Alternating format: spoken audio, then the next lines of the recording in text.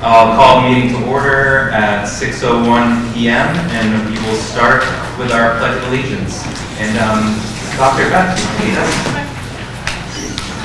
I pledge allegiance to the flag of the United States of America and to the republic for which it stands, one nation, under God, indivisible, with liberty and justice for all.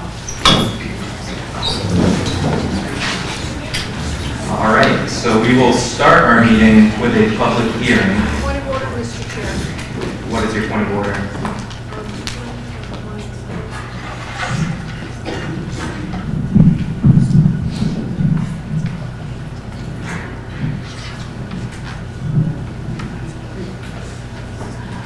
I would like to make a motion that... That's not a point of order. What is your point of order? The point of order, okay, all right. Before we begin the hearing, the point of order is that the information we received about this hearing, we did not receive until this afternoon, which is a violation of board policy, because we were required by policy to receive it 5 days before the board meeting. And not all of us are retired or able to work from home. And because many people did not even were at work and didn't have a chance to review this, and because it violates board policy, I would like to, if not postpone the meeting to a later date, at least have it removed as an action item. I think in deference to all the folks who have come out this evening and the folks who have prepared this particular proposal, I think we should go. So your point of order is that you're wondering if that motion would be in order? I'm wondering if it would be possible to remove action from what is stated on the agenda because of the fact that it's in violation of board policy. So first, it's not in violation of board policy. Our board policy says that our administration will make a best faith effort to get our information in our packets 5 days in advance, and that they will give us information before the board meeting, which they did. And the information that wasn't included in our packets, we're about to get a presentation of it right now. Well, so we will Mr. be Deshay, Charlene, you're out of order. Really? Yes, you are out of order. So I can't read the email from Dr. Arakelian where she assured us we would have this information 5 days prior to the board meeting? You can read it once we get to the action item, but it's a public hearing. We posted it in accordance with state law 7 days in advance. It was done in accordance with our board policy. Our administration made best faith effort to get us all the information that board members have requested and in accordance with that policy. And I have already opened the public hearing either way. So what I'd like us to do is to respect all of the residents and taxpayers who came here to provide us input, and then we can have further discussion under the action item once the public hearing is closed. But okay, so that would be, after the presentation would be the time for me to make the point that we should not act on this tonight. yeah, not via a point of order, because I have yet to hear a point of order in any of your statements, and not to stop the current process in the public hearing that we noticed 7 days in advance, and where we can see there's a large crowd who came out to provide us input on what they think about this project. Well, the point of order is that we're in violation of policy, so as We long as that's... We are not in violation of policy. Agree to disagree. That's fine, but the policy reads very clearly. Sorry about that. So I've opened the public hearing for the Turf Field Capital Reserve Fund request to expend $830,000 that the taxpayers have voted on duly 12 times since I believe the year 2013, when I was a middle schooler, to expend to replace our turf field. We have a presentation. Board members have it in their packet, but every board member will be able to see this presentation, explanation.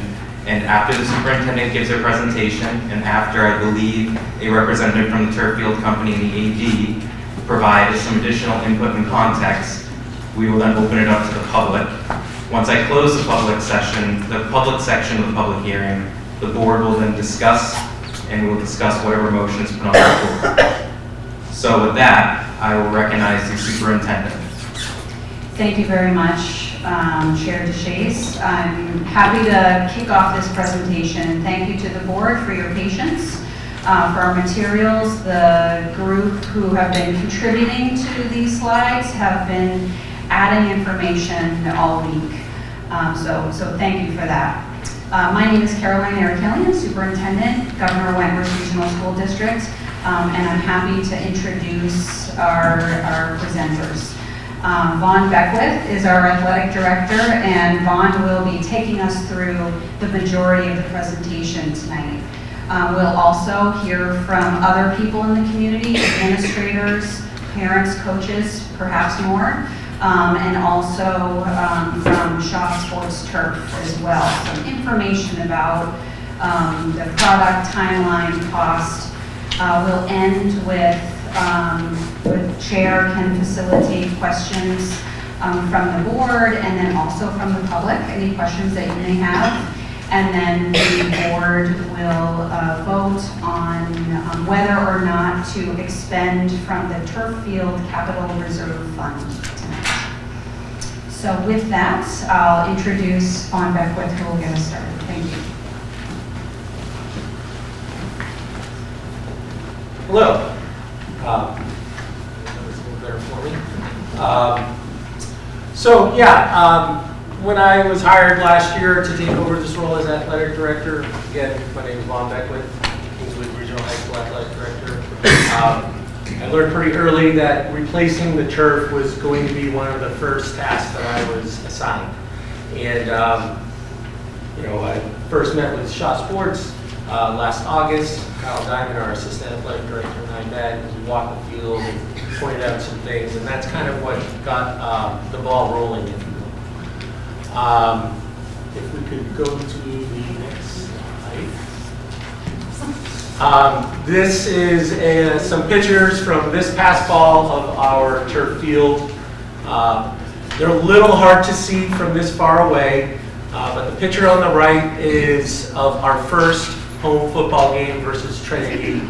It's a really intriguing photo because to me it's a real nice snapshot of what the sports brings to our community and how it brings so many people together. What is harder to see from this distance is the seams which the turf is laid out and then glued together is in like 15-foot sections of 5 yards. At this point, you can see the seams where the turf was glued together.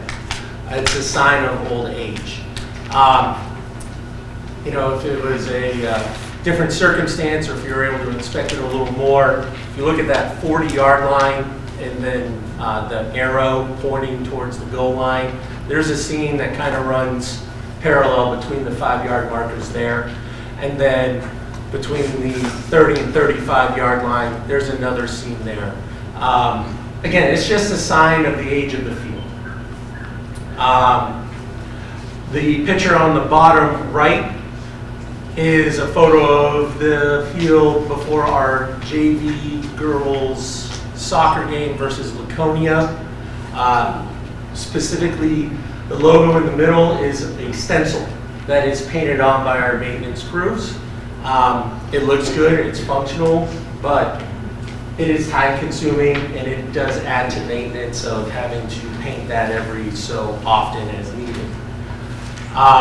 The picture above that just kind of highlights again that seam I was speaking about earlier, indicating the age of the field. The other reason why I selected these photos is the 25-yard line, the 30-yard line, and the 35-yard line are lines that are used for multiple sport. The 35 is used for girls lacrosse, 30 for boys lacrosse, and the 25 for field hockey. Specifically, the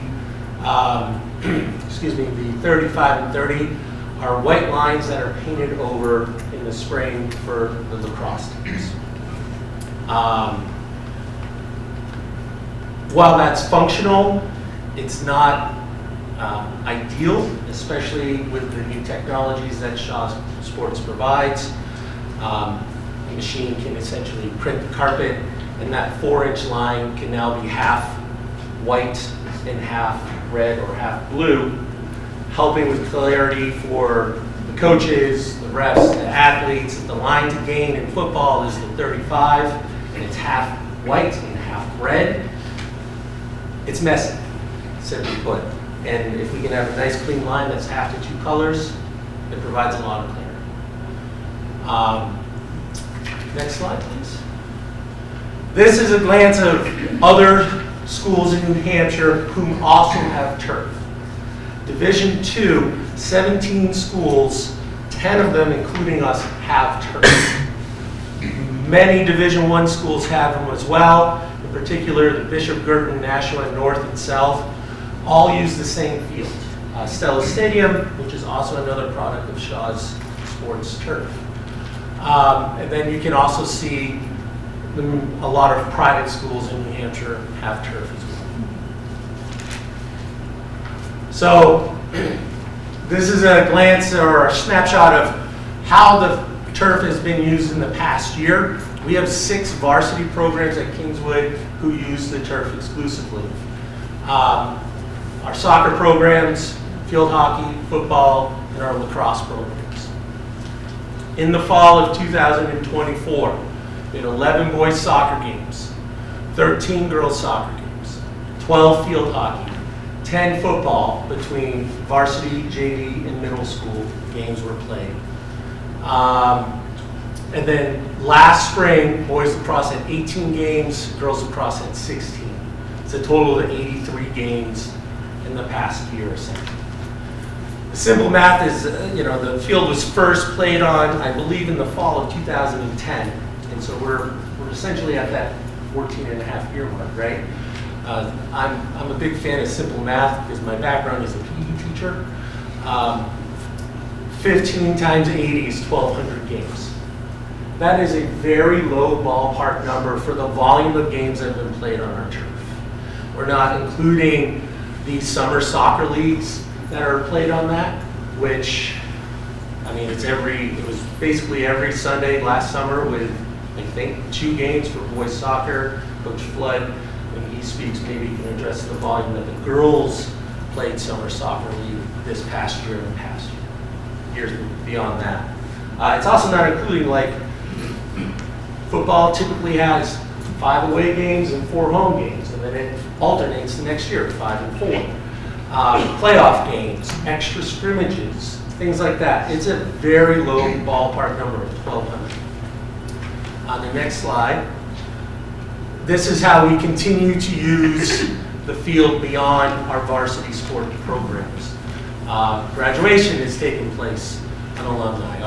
Our PE classes, 7th through 12th grade, use it in the spring and fall seasons very consistently.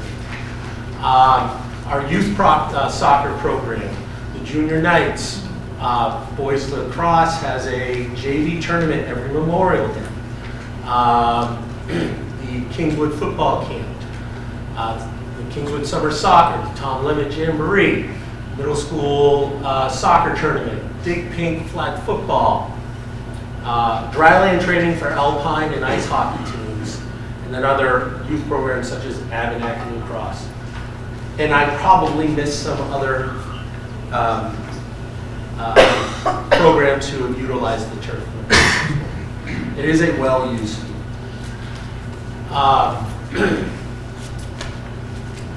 So, our athletic trainer arrived in the nick of time. If Alex would mind coming up and addressing this slide, as he is the expert on athletic training. Hello everybody, I'm Alex Drea, I'm the athletic trainer for the high school and middle school in the districts. I'm not an expert on turf, not going to claim to be an expert on turf. Use the mic, please. Take it off there.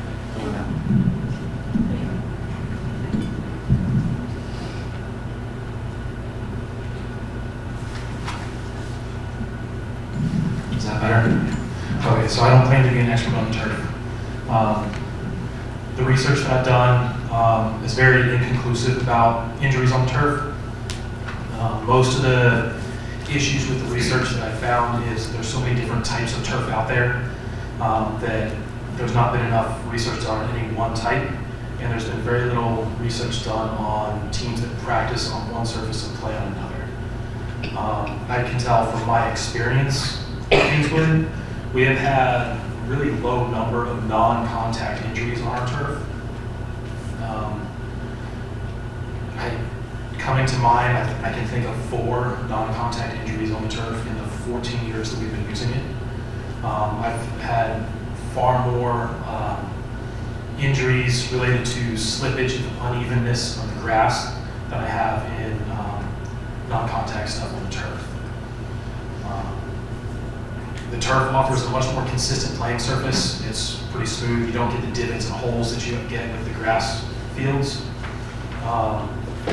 With grass, with the different weathers, you get a different feel depending on what the weather is. Turf is a much more consistent feel. Our athletes have a much more consistent base to play on with the turf. The big safety concern about turf injury-wise is the non-contact injuries, and there's a lot of strength and conditioning and training that can go into helping to prevent those, whereas the slips, uneven surface, that's a lot harder to train for those. I know Mr. Beckwith had some information from the research safety-wise from the company as well, so I'll let him share that part. Well said.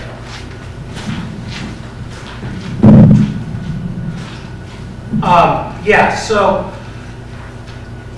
the second bullet point there, Dr. Brindle is a doctor who Shaw Sports has hired independently to study injuries. And Josh can speak more to the detail of it, but it is something that their company is aware of and are cognizant of. And what he has shared is that there's been no real indication that turf is significantly dangerous compared to sod. It's basically equivalent. You know, Alex referenced the training that our athletes do to help minimize an ACL injury or a knee injury, developing the quad and hamstring in the weight room or training exercises during practices. And then also the other, like the athletes' balance and mechanics and how they use their legs and take their steps, which is probably just good practice in general, regardless if you're playing on turf or sod or a basketball court, to just develop your lower body strength and have a better understanding of how to move and increasing your agility, balance, reactions, things along those lines. I think we'll move on to the next slide. So in working with our facilities and maintenance crew, this is the information I was able to collect on what like the daily maintenance is, blowing off any debris that may be on the surface, making sure that like leaves aren't piling up in the corner of the fence, trimming away any mold that may be not mold, but moss that may be growing on the side of the field as well. You know, measuring the depth of the field. High traffic areas can get packed down and the infield can get dispersed. And so going out and grooming the field with a sweeper to just fluff things up and make sure that there are no clumps of crumb rubber collecting and breaking those up. Yearly maintenance, that is performed. It has been performed by the company who installed the carpet, which would be Field Turf. And again, they go, they measure the field, make sure it's level, and replace infill as needed. And yeah, so next slide. We wanted to just highlight, if we were to have a sod field instead of our turf field, what the implications of that would be. And they would be extensive. As I said earlier, we have 6 varsity programs playing and practicing on this field. A singular grass field cannot hold up to that abuse and use. It does not have the time to rest and recover from that volume of use. Additionally, we do not have the means to treat a field that's getting used that intensely, the personnel. the irrigation, the seed and feed and treatment of the field would be extensive. If the field were to be removed and replaced with sod, there is a concrete curb that goes on the perimeter of the field. That's what the fence sits in as well. That would have to be removed, along with obviously the carpet, the infill, the drainage system that's there for the turf would all need to be removed. And honestly, the current layout of our athletic facility would need to be significantly reworked and designed so that we could even have a chance at having the same field space that we currently have. The geothermal does not take place underneath Alumni Field. It's off to the side, so it's not a factor in this turf field or future fields in this space.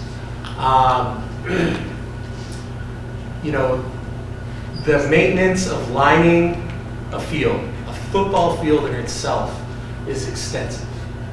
Just putting down the base layer, which would be the perimeter, the end zones, 5 yards, and the 400 hash marks that go on a football field, would take a week, if not longer, by a 3-4 man maintenance crew. It involves measuring, triangulation, laying down string, making sure that string's straight, painting it, and hopefully you don't make a mistake because it's going to be there for the next 3 months. It's intense. The aerating, which would be the picture on the bottom right, punching holes into the sod, clump of dirt and the roots come out, it stays on the field, and it should. If it's broken up, goes back in, and it creates a healthy root system. That should be done for all grass fields. And I'm optimistic that they happen to our current grass fields, right? But it's just another step in the maintenance of this surface. A sod field takes 2 seasons to be playable, okay? So in northern New Hampshire, that gives us spring, which is a short season, summer, and fall. We wouldn't be able to play on a new grass field in this space next fall.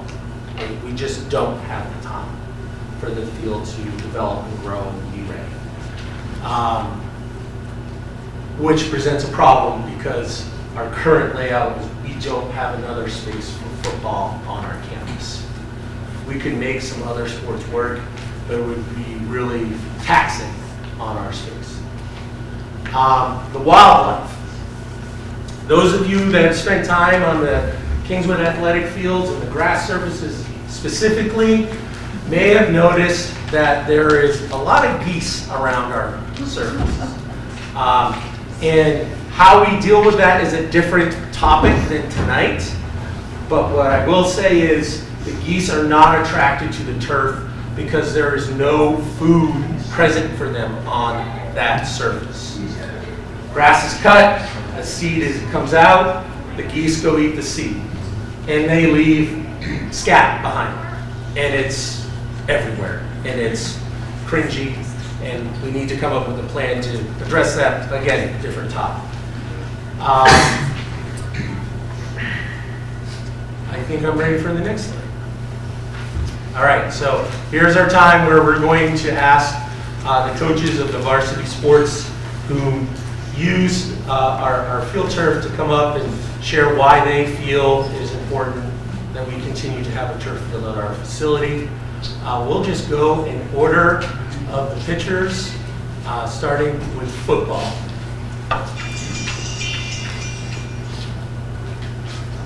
Coach Woodson is coming up to speak.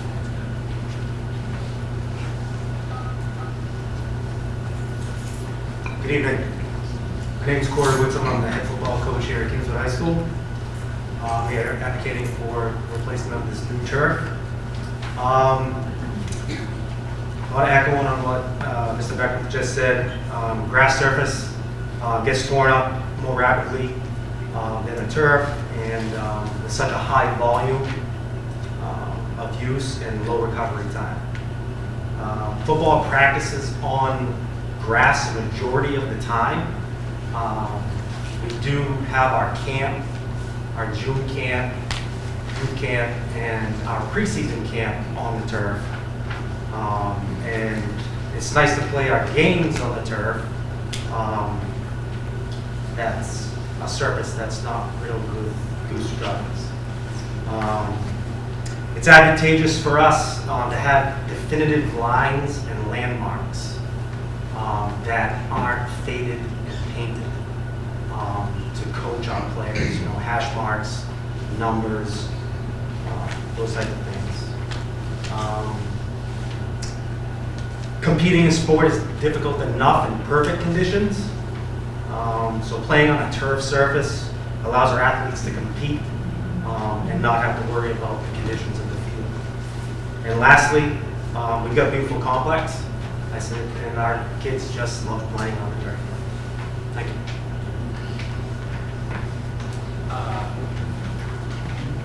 I believe Coach Riley's here, so we'll go with Coach Flood from girls soccer. He'll be representing both boys and girls soccer and the benefits of why playing on turf, practicing on turf helps our athletes. Hi everybody, I'm Shane Flood, coming into my 8th year of the soccer program. Thank you. This past season, we have 6 soccer programs between the middle school and high school programs. What? Could you raise the mic a little bit, please, or use it by hand? Use it so by you wouldn't- hand. I'll take it. Take it out. There you go. Thank you. You're welcome. This past season, we managed 6 soccer programs between the middle and high schools. We have 3 full-size fields that we share between soccer and field hockey. Space at Kingswood is definitely at a premium. Having the turf field allows the soccer program to, 1, practice in inclement weather. There's times where the grass fields are too wet or unsafe to play on. We have the ability to run a spring soccer injury prevention program, April through June. We open this to all the athletes at Kingswood Middle School through high school. We host community soccer clinics in the spring and summer through the girls program and the boys program. And we organize a summer soccer league, giving local area schools the opportunity to play in a competitive but low-pressure environment. Last fall, if no games were scheduled on Alumni Field, Alumni would be occupied from 2:30 to 7:30 p.m. That's a clear sign of the field's heavy use. Currently, on the grass field in mid-September, we start moving the goals forwards for practices. This is due to the goal mouse getting chewed up, and they're unplayable. A grass field would not be able to handle the amount of use that our athletic programs currently require. So continuing to have a turf surface on Alumni not only enhances our soccer and field hockey programs, but benefits all sports by ensuring student athletes have access to a safe, well-maintained, professional-grade playing surface for training, practices, and games. Questions? Thank you. All right, girls lacrosse, Coach Fishing.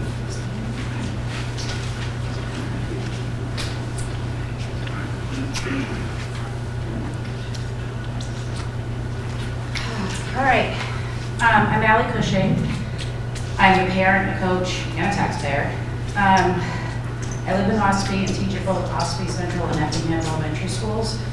I began coaching girls lacrosse for Kingswood in 2004 when the fields and field space were very limited. During the beginning of those seasons from 2004 to 2010, our team's preseason consisted of playing in parking lots amongst students and faculty cars. And yes, the cars got hit. This continued into April most years, while we patiently waited for the fields to be cleared of snow and dried out. This went on for years. Teams practicing on top of each other in parking lots, wherever we could find space, literally fighting other teams for space. There was so little field space that my first year, we almost got hit by a javelin from the track team because we were overlapping on top of each other. If you remember our dirt track and all the fields way back where.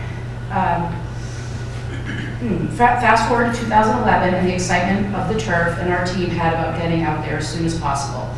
From then on, our team as well as others, we shared the turf within our school community, as well as for many youth teams to utilize like Abenaki and other programs that I've coached for. The student athletes look at the turf as a privilege to play on. I know this as a parent and a coach. When they're pushed to the back grass field, it hurts their pride a little bit, and they've worked towards middle school and getting to high school so they can play on that turf. The turf is a focal point for them. Living in this part of the state, we're at a disadvantage when it snows late in the spring. Last April, we had a ton of snowfall in April, and if we had had a grass field, we would have been at a huge disadvantage to the other high schools who are able to access their fields earlier in the season. Imagine trying to prepare a team, but nowhere to go. Imagine showing up for your first game, and it's the first time your players have stepped on the field that season. When we use the turf, we can clear the snow, we begin playing on it quickly. The boys and girls lacrosse teams work together to do that. If it was a grass field, we would wait for the snow to be cleared, it to dry out, and then for it to be lined before we could even play on it. Therefore, right now, we can play in any weather on that turf, leading to less rescheduling of games and less headaches for coaches and parents. I've also coached at the NIC in New Durham and Constitution Park in Ossipee, and the playing surfaces are so different from each field that it's hard to really, especially for field hockey, if we're going back to field hockey, especially for the consistency of what the kids need to play on. Going from field to turf is a completely different setting. Lastly, as a taxpayer, I'm left confused as to why or how we could take our tax dollars that have been allotted to keeping up the turf and putting them somewhere else without taxpayers voting on it. Not a question, just stating it. Thank you.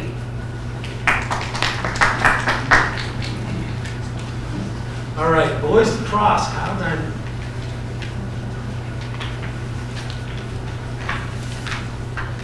All right, good evening. As Mr. Beckwith said, my name is Kyle Diamond. I have the honor of working as the middle school athletic director, but also an assistant lacrosse coach. When it comes to lacrosse, I'm going to echo a lot of what Coach Cushing said. There's no question in our minds that turf is a necessity for us to be able to compete at the highest level. Schools who do not have a turf are at a disadvantage before their season even starts. With a turf field, we're able to clear our fields of snow and practice with a consistent playing surface. You can see lacrosse photos in the slides. There's snow in the background. We were able to clear it and play our games without any problem. Schools that use sod fields are not able to clear the snows effectively, and when they are, as Coach Cushing said, it's left muddy, it's left with divots, and it's left being needed to paint. This leaves athletes prone to injury. Most schools with a grass field are not able to practice until well into April. Our turf gives us the advantage of being able to practice outside once preseason begins in March. During the season, our turf field holds up to our pace of play better than a grass field would. If you were to walk onto our athletic complexes in the middle of lacrosse season and look at Crescent Lake Field versus Alumni Field, you would see two very different fields. In the middle of the lacrosse field, where the face-off takes place, you would see divots in the ground. You would see dirt and mud from where it's all torn up. Same thing with goal lines. You would see dirt and mud and divots that leave athletes, again, prone to injury, but also an inconsistent playing surface. The grass is not able to withstand the pace of play that a high-caliber team will put. The turf does not tear in this way, and it allows for a more consistent pace of play. This consistency from March through May is one of the factors that allows us to compete as a high-caliber team in Division II. The turf is also useful for us from the perspective of players financially. The turf and the ability to clear the snow early in the season affords us the ability to host preseason jamboree fundraisers. This money can be utilized to provide equipment for players who otherwise would not be able to afford. Again, for the lacrosse program, grass or turf is not a question. To play at the highest capability, our turf is a necessary part of the equation. Thank you for your time, and go Knights.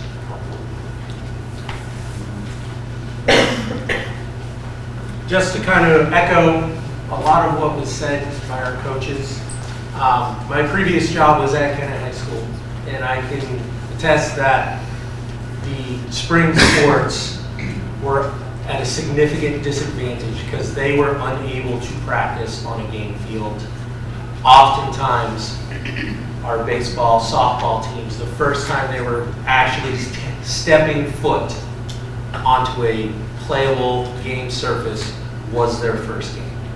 And that's an incredible disadvantage. That even though our baseball and softball teams play on natural surfaces, they can still practice on alumni efficiently and effectively, let alone our lacrosse programs. I think we're ready for the next slide. We have a couple of booster parents. Anybody else? Jeremiah Burke, he is the president of our football booster club.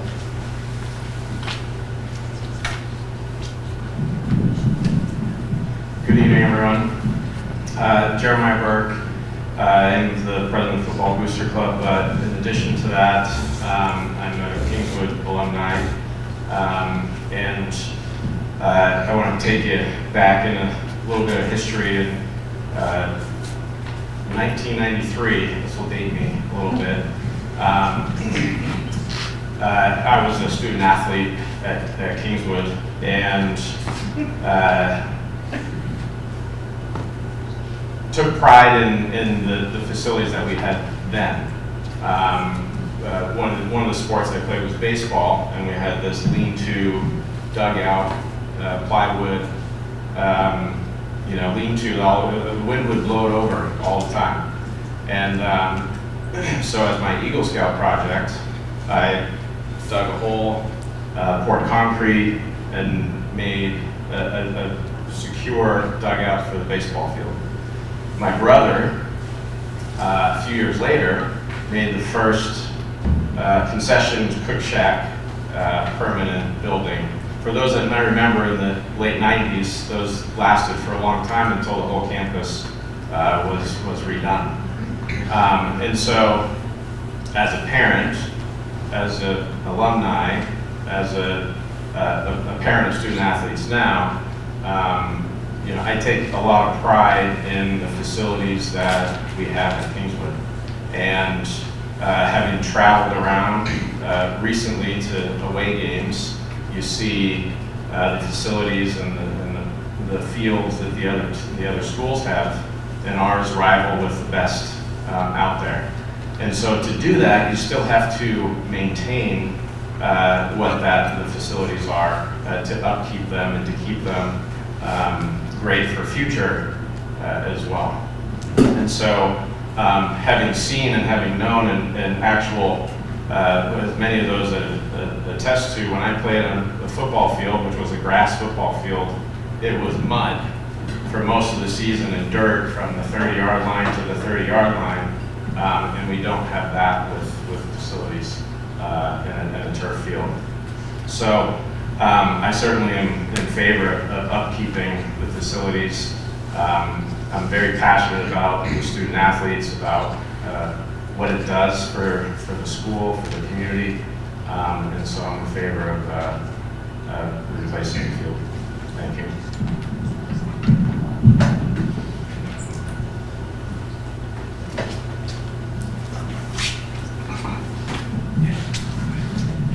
Just one more point I would like to make, and we talked about how our field space is limited. My first time working for Governor Wentworth was in 2006, 7, and 8. Yeah, fall of 6 through spring of 9. I was a middle school PE teacher, and I also helped coach football. That was pre-renovations. The space in which the Art Center is now used to be all athletic fields. That building is a great addition to our school and our community and was a wonderful choice. In my mind, an outcome of that choice is we really do need to rely on a turf field to be able to handle the volume of usage that our athletic teams need. And so I just kind of wanted to add that to the context of the volume and the space concerns and why I believe we're in this situation. So that's kind of the why. The next several slides are the what, and then we'll finish with the how, I guess. Sitting here is the Shaw Sports representative, Josh. He is kind of gonna be my sidekick in the rest of the presentation. If there's a question or comment that needs a little more depth in explaining, I'm gonna lean on him for those answers. Good. So this is kind of a preview of what's happening. There's a lot of terms we're going to be talking about, so we wanted to show you what they are before we dive deep in them. Next play padding, that is a shock padding surface. GMAX test, that is a test that measures how firm the surface is. The game on tufting machine is how the potential carpet would be made. What would be the cost of disposal versus recycling. Rad Sports would be the company installing the new turf. Timeline, completion, and the cost of this project. So, shock padding. This would be a base layer of a turf field. It is a padding, and next play, or NXT play, is what Shaw's Sports turfs supply. It is made out of recycled turf fields, so we can feel good about that environmental choice. It is a padding that would go as a base layer.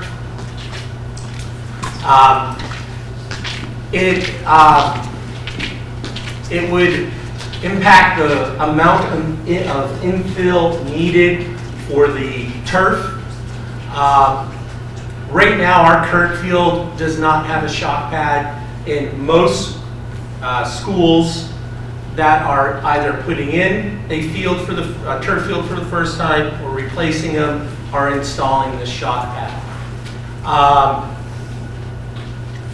The ratio of infield without a shock pad, it's going to be about 2 inches of sand and crumb rubber or whatever material is being selected versus 1.5 inches of infill needed. Without the shock pad, the ratio would be like 75% crumb rubber, 25% sand. With the shock pad, it flips to about 60% sand and about 40% crumb rubber. So we're using less crumb rubber, which I think most people would feel good about. I'll get more into the benefits of why the shock pad is useful, but it's connected to the GMAX test. So the GMAX test, which is gravity, is G, and force, and my high school physics teacher, Mr. Stewart, would be proud that I still remember acceleration due to gravity is negative 9.8 meters a second squared. It's the only thing I learned. It measures how firm the surface is, okay? It's important for a couple of different reasons. It's the repetitive impact movement. So running on a surface like this tile floor is going to be very firm and would lead to those shin splints and knee pain and things along those lines. It also has to do with like falling on the surface and how hard are you landing on it. And then it also has a implication of one of the factors that could contribute to a potential concussion. All surfaces have a GMAX test, right? Natural surface is going to be between 95 and 135. Currently, the choice was made not to do a GMAX test on our field other than when it was initially installed because it's an expensive test. With the next play padding, the field is guaranteed to have an acceptable GMAX score, not exceeding 135 for the next 25 years. So that would be the next 2 turf fields at a minimum, right? I think very worth the value for the expense. I As I said, a lot of factors go into why or how someone gets injured or sustains a concussion. And having a softer surface, if that can reduce the chances of one of our athletes or any athlete on our field from sustaining a concussion, to me that's the right thing to do, and it's something that we should follow through on. We owe it to that athlete, in my opinion. Next slide. So Game On is the machine that Shaw's Sports has marketed and owns, and essentially prints the surface, the entirety of what will be a new alumni field surface in those 15-foot or 5-yard segments that are then glued together. It can paint or print on 2 sports, the lines for 2 sports. So the lines that are most commonly selected to be entirely tufted in or printed on and not cut into place are typically football, because, well, there's a lot of lines for football, and girls lacrosse, where there's a lot of lines and they're slightly more complicated than, say, soccer and boys lacrosse. However, Shaw's is going to print as many lines as they can. It would only be sections of the carpet where there are more than 2 colors where lines would have to be cut in. So the example would be in the end zone and the goalie's box traveling over a white Kingswood letter and then the green background surface. That's an example of where it would need to be cut in.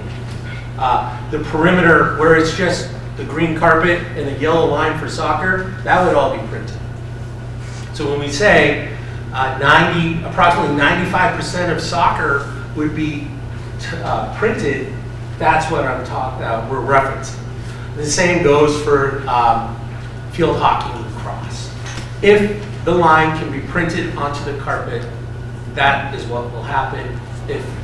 Because the machine does have some limitations in what it can print in one section, we'll have to cut it. As a result of this technology, Shaw's Sports Turf is the only company that will give a lifetime guarantee on any cut-in lines on their surface, on their fields. It's the only guarantee on the market at this time. And I think that's really important to understand. They believe in their product that much, and I think it would put a lot of the questions of should we plow or remove snow on the turf at ease or at bay, because we've got a lifetime guarantee that if something happens, it will be fixed and it's not going to cost the district any additional money.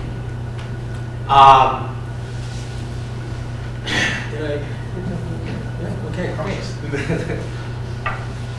Infill materials. There are 2, artificial turf is going to be a blend of infield materials. Sand is going to be one of those things. And then the other aspect is kind of what's been explored or discussed. So the natural infill, there are 3 products that Shaw's offers. We're going to focus on the natural and Cormax. Natural play is coconut husk or fibers and walnut shell. They are, cut down, reduced so that, they're manageable sizes. And they're also processed at a very high heat, which eliminates any potential allergy or allergic reactions to people who may be sensitive to those tree nuts or coconuts. And then the other one is Cormax, which is ground up olive pits. And that's that. The material does provide a good playing surface. The concern is they're natural substances and they're going to absorb water. And so, as we just discussed, because our current field has a crumb rubber artificial infield, it wicks water. And so it's essentially, if it's not covered in 12 inches of snow, it's playable. We can go out there and we can run around on it. We wouldn't be able to do that with the natural infills because it's going to be more like a sod field. And if we're going out there running on a frozen surface, it is not good for the carpet, the field. It's not good for the athlete. So the advantage that we have of being able to start our season earlier and play later into the fall, November, December, is then taken away from us. And for where we live, I think that would be disadvantage for us. The artificial fill from rubber, chewed up tires, okay? Sand, that's what we have.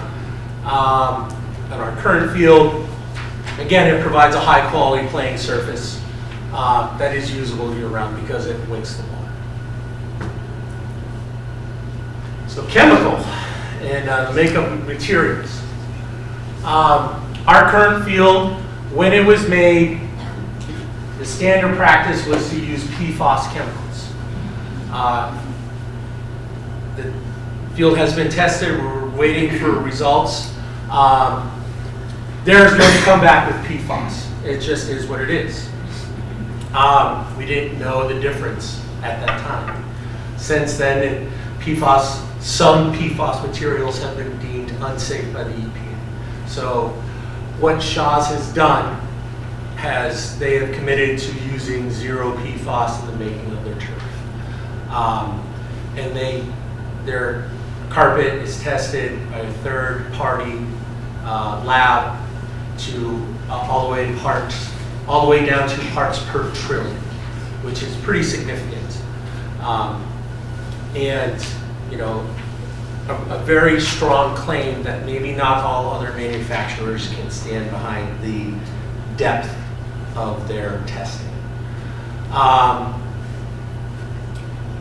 So the other part about PFAS is that they're around us, they're in the air, they're in groundwater. It is what it is. If our baseball field, softball field, parking lot was tested, they would show up. And they might even show up at a higher intensity because the ground holds the water longer than our turf does. And so it's just the roots, the dirts, the sod, it's holding on to it. Unfortunately, you know, it's just the state of where we're at. As I said, Shaw Sports is the only company that can say that they don't use PFAS down to parts per trillion. And you know, I think we should feel good about that. In addition, there is a filtration system underneath Alumni Field that has a catch basin that would also has filters to filter out any toxins that are maybe coming off the field, toxins as in PFAS, or microplastics, the blades of our turf that breaks down over time, should be being caught in the filtration system. In addition to that, the groundwater goes out to the lagoon where nature does its thing and filters the water as well.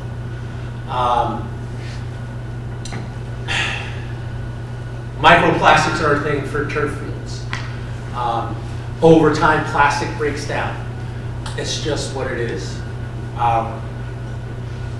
With a high quality product, we're extending the amount of time in which the blades of the grass will be holding strong and not breaking down.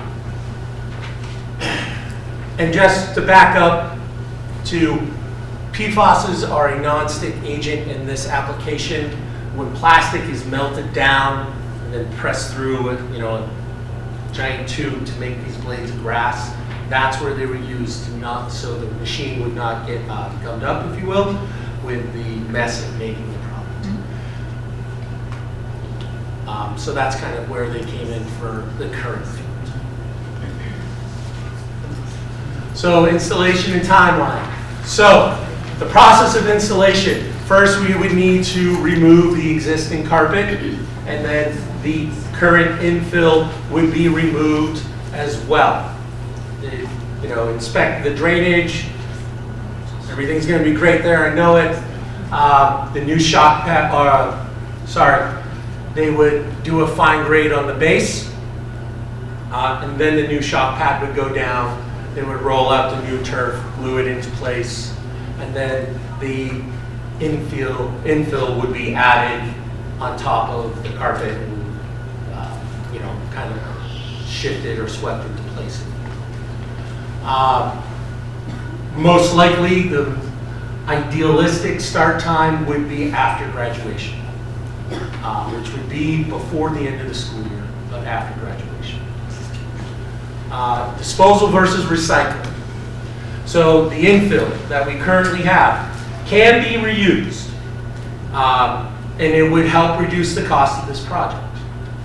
However, I think the question we need to ask ourselves is what's more important?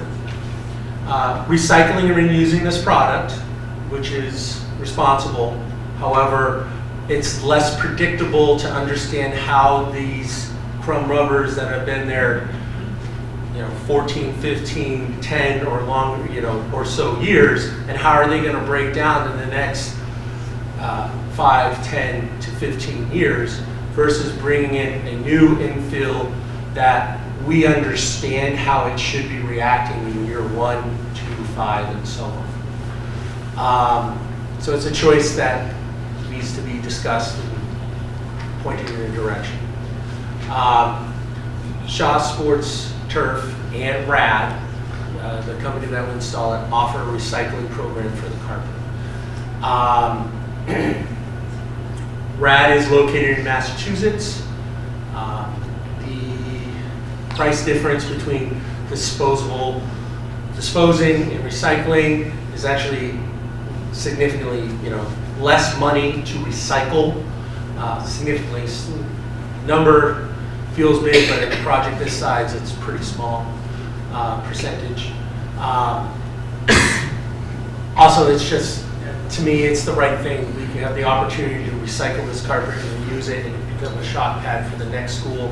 And to me, that feels like the right thing. Next slide. So completion, this is kind of a chicken and egg question, right? It will get done sooner, the sooner we start, right? So as I said earlier, ideally I think the consensus would be to wait until after graduation and then go from there. Could, the end of the school year would be near the end of June, and that would delay, or any unforeseen delays would just push that timeline to the start of fall sports, which, they started August 19th this past year. I think it's August 16th this year. Right? And football would be a few days prior to that. So I'd like to avoid that as much as possible. And then, like, the timeline for it to install, Josh, would that be about 4 to 6 weeks? Yeah, we would say 6 weeks to be conservative, accounting for weather. If it doesn't rain a day in there, we'll be at around under a month. 4 to 6 weeks. Just like that, we'll have this awesome new field, baby. Let's go. All right. I'm going to let the people who understand numbers and budget take over for now, and I'll be back in a moment.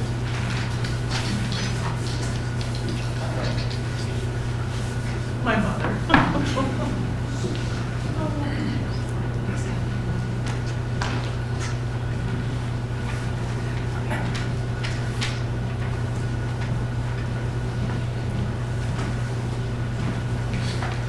Hi, Kathy O'Brien, the business administrator, and forgive me if I cough or if I have to drink.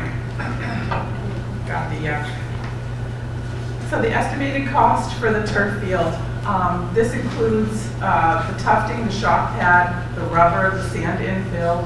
It includes the recycling cost. It includes the performance and painted bond, which is requirement for the cost of this project. Altogether, that comes to $758,205.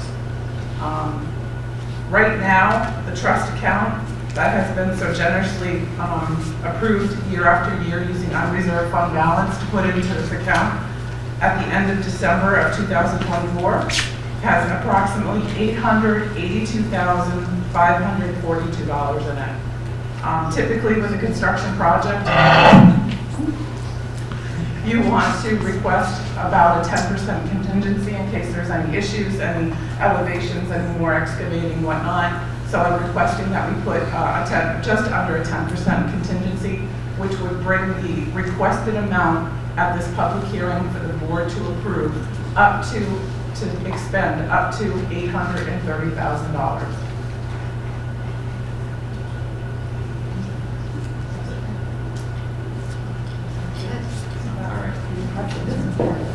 If anybody from the public has questions or comments, we'll open up the public portion of the public hearing. I know many members of the public already spoke, but if you would like to speak, the mic is there, it's yours.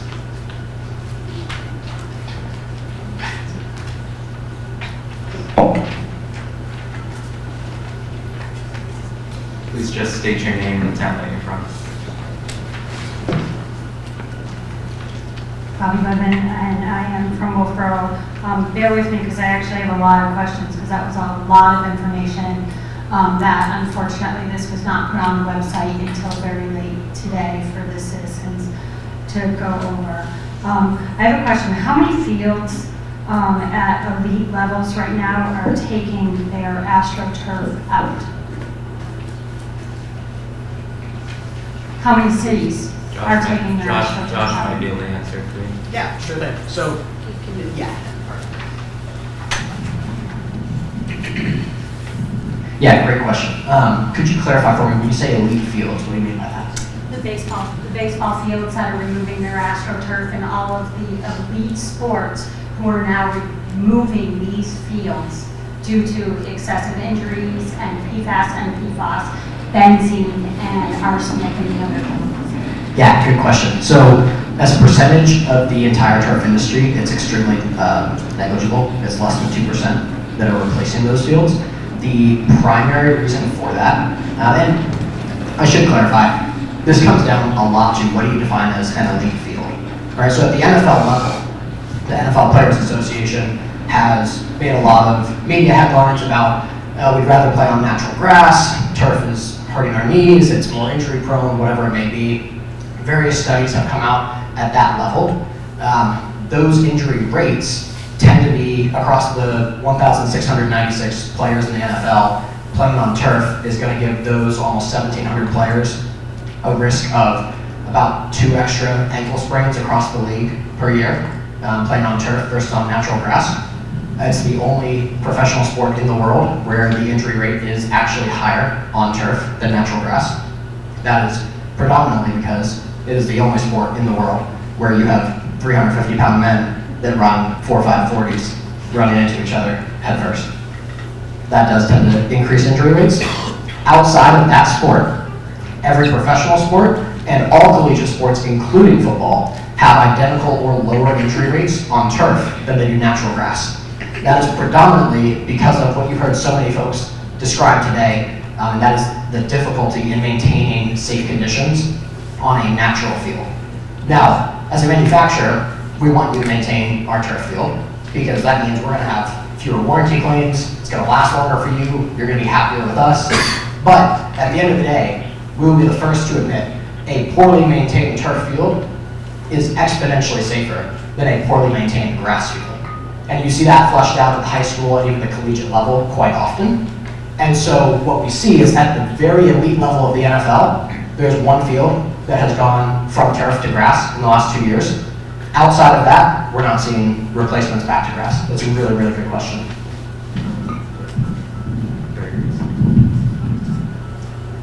Just out of curiosity, how many of our sports are currently using sod?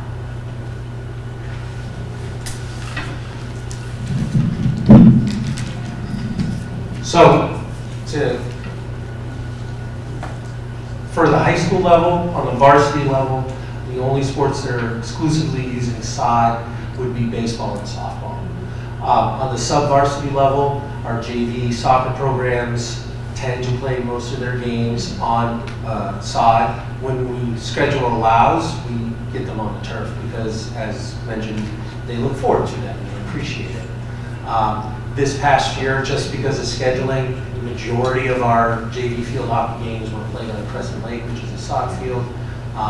But a lot of that had to do because as a result of the schedule, we had 3 or 4 varsity field hockey games scheduled for the same night as our home varsity game. So we just didn't have the time to play on the turf. And so that's the why it happened. If we could, we would play every game on the turf. So the majority of our teams are playing on soccer. They're practicing on soccer. It's just their games, That's other than football. That's not an accurate statement. So we use the turf whenever we can. And so with a scheduling conflict, that's when, you know, de facto is, let's use the turf. Okay, we can't, now we're going to use sod.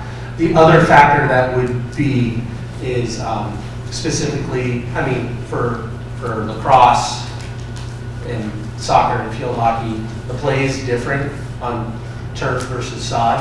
And so if they're playing an away team who has grass, they would go practice on the grass in preparation for it.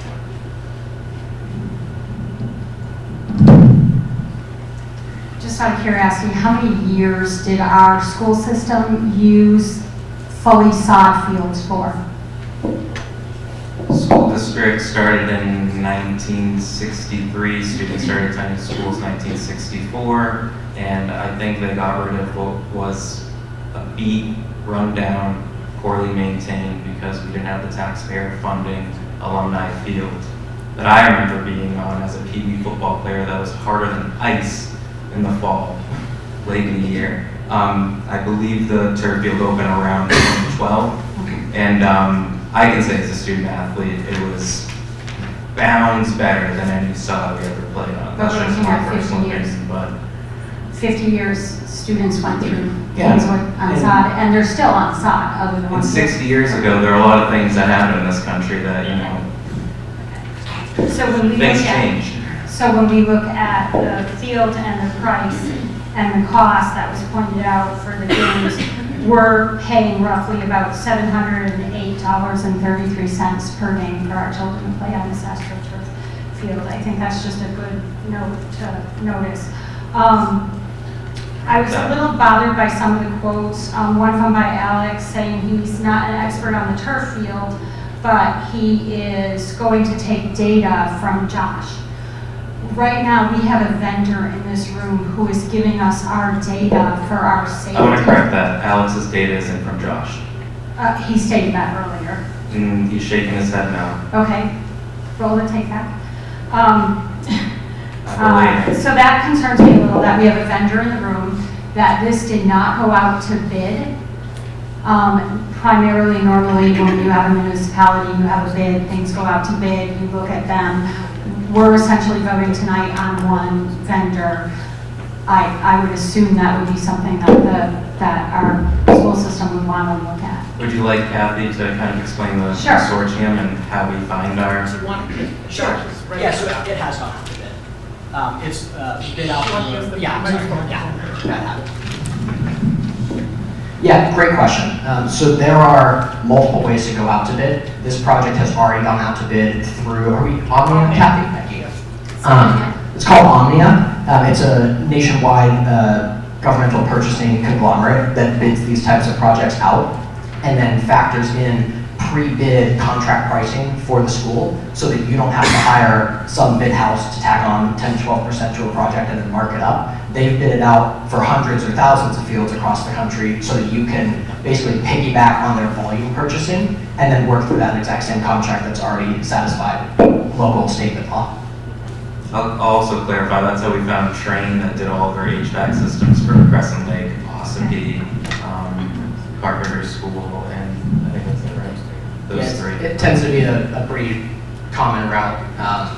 There are branches of the federal government that actually establish all of those contracts and precedents so that their idea is it saves you as a taxpayer money because then you don't have to pay for those bid services.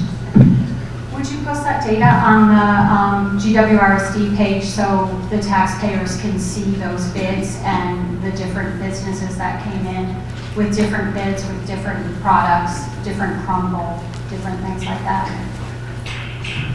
It's actually already public domain. If you go to omnia.com, you can search every single. Now, you'll have to search turf because everything from train air conditioners to Bluebird school buses to the chairs that we're sitting on. I mean, literally everything is on those public bid contracts. So you will have to sift a little bit. But if you search for us on Omnia, Sourcewell, whatever you may be looking at, we'll be on there. You can see our contract pricing right on there. Bob, we can link it into the meeting minutes so Thank you, that that's when people go back. So.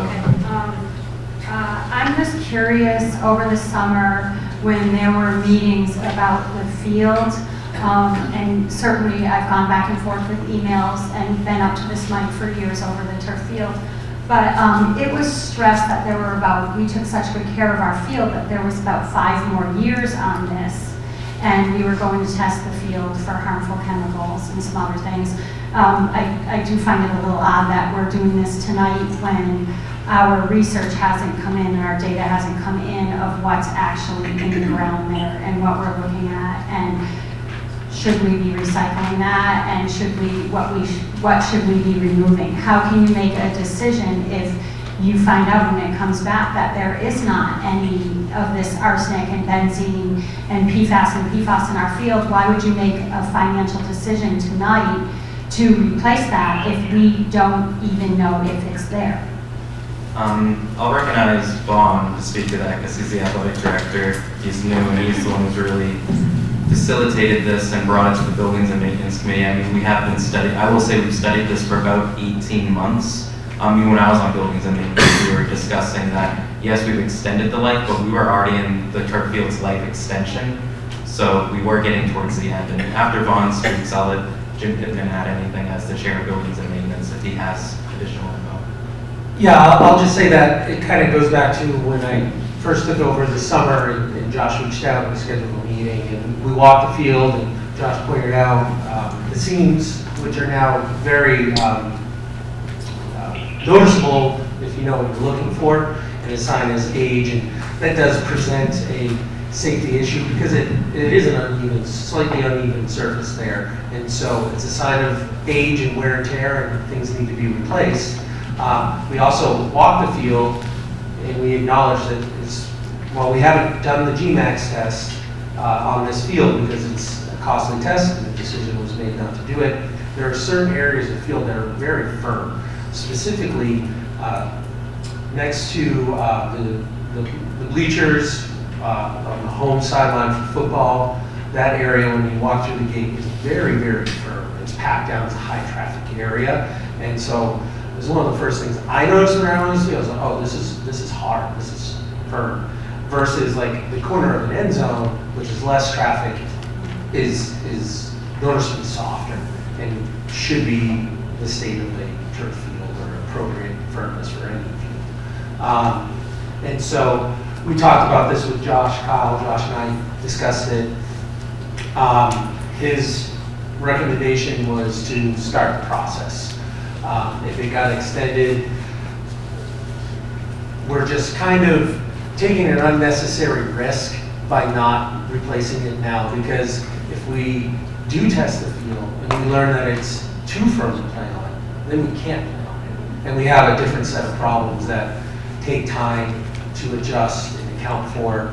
And so we're being proactive, so we're not in a situation that is disadvantaged to our community. I just want to make sure that I go on record that I say I'm not against replacing this field. I do believe that our children's safety is the number one. Would you let Mr. Oh, Pittman sorry. speak? Yes, sorry. Okay, I'll probably talk more broadly than perhaps the direction of your last question.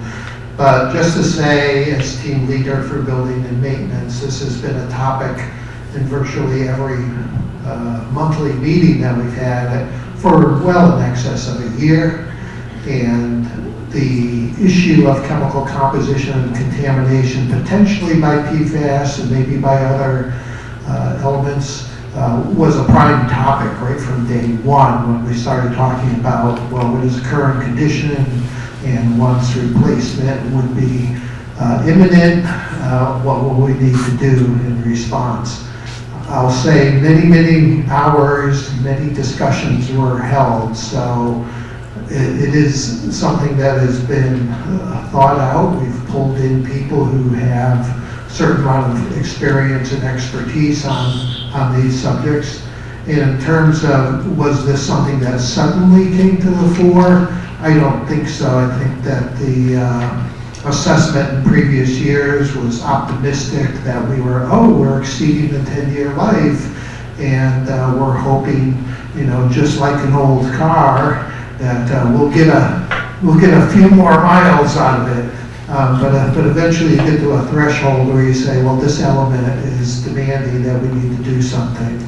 And so in addition to the chemical analysis element of it, this impact element also was becoming a priority. And it's obvious we don't want to have a field that's compromised in terms of safety, particularly if we were calibrating that based on an economic advantage of some sort.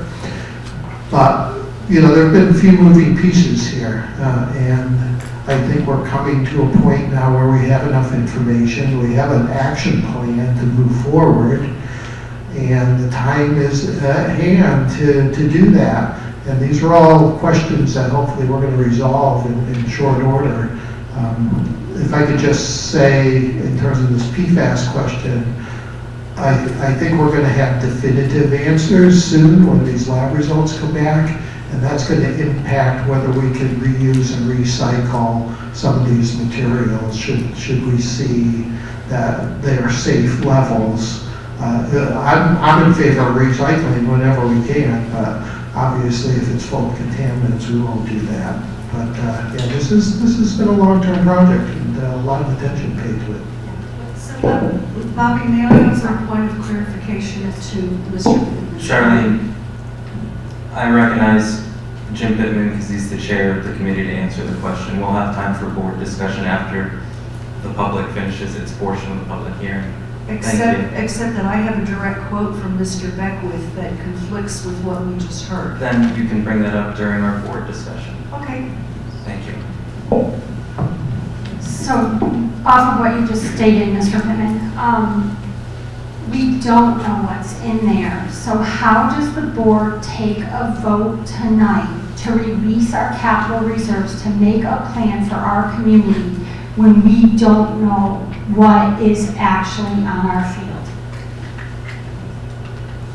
You can go ahead. I think the discussion is limited to what's going to come back from the lab results, and that's going to define what's currently in place. I don't think that impedes us from making a plan to move forward. I think the vector we're looking at is whether we're going to be able to reuse those materials or not. If they're not suitable to be reused, then they will go away. We have independent lab data from the manufacturer of these fields, from Shaw, that indicate that in the manufacturing process currently, PFAS is either undetected or it's such small amounts that it exceeds the required limitations. So the new material going in, we feel good that they are telling us the truth, and they have the lab results to back it up with quantitative data. If it comes back that the current field, which we have in place, isn't suitable to be reused, that'll go away. But I think that doesn't prevent us from making a plan to go ahead and replace this field in some manner because it needs to be done. So off that testing that you just mentioned, I'm curious, is that for the pad that we would be purchasing that has recycled materials in it that could have PFAS coming from the old materials, or is this just the little grass blades in the AstroTurf? Let me refer that to Josh. I think he knows the mechanics far better than I. Thanks. Yeah, so we have, it's all individualized testing. So we've got test results on each of those that we'll put, actually already have put on the letterhead, send to you guys, show you where it's coming back at. One common misconception that I'll caution people in from a semantics standpoint over this conversation is if you ask any scientist in the world to test any type of material, they will never tell you, for, let's say you're testing it for water. That scientist will never tell you, oh, this stand right here is water-free. They'll say it's non-detect for water at this level, because by today's standards, this is the lowest we can go. And in 30 years, we might be able to get lower than that, dive into it even deeper. What we will not ever say, and we won't lie about it, we won't throw marketing phrases out there, we're never gonna say PFAS-free, because no scientist in the world, we can make the turf with absolutely zero PFAS, and we do. We'll put that on letterhead. We won't say it's PFAS-free, because we can only look at parts per trillion. That's the deepest level test we can get to today. 5 years ago, that was parts per million. So it's come a long way in the industry. But to answer your original question, we do have third-party lab results from a very prominent testing lab called Eurofins for all of those different materials. And we've shared those internally as needed and can certainly have conversations about what that looks like. But yes, we do have test results. Correct. The shock pad also falls under, and there's various standards. In our general area, Mass DEP is probably the strictest as a general rule from a material health standpoint. And all of those abide by Mass DEP standards. More importantly, all of those abide by California Prop 65, which is the most stringent so far.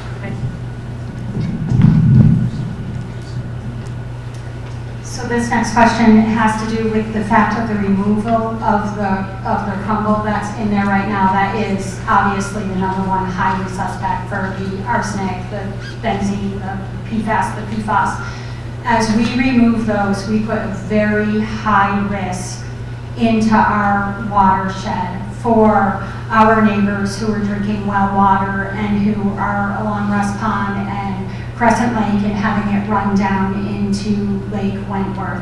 What is the board's plan, and have you contacted New Hampshire DES over the proper way to remove this crumble?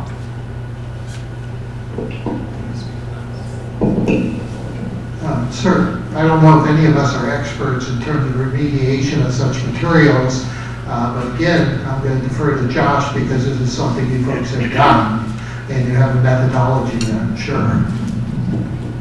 Correct. So from a removal standpoint, there's multiple ways the industry can go about it, but if we were to, I know we've discussed a few different ways. Are we going to reuse it? Are we going to get rid of it? Are we going to bring in new virgin material? What does any of that look like?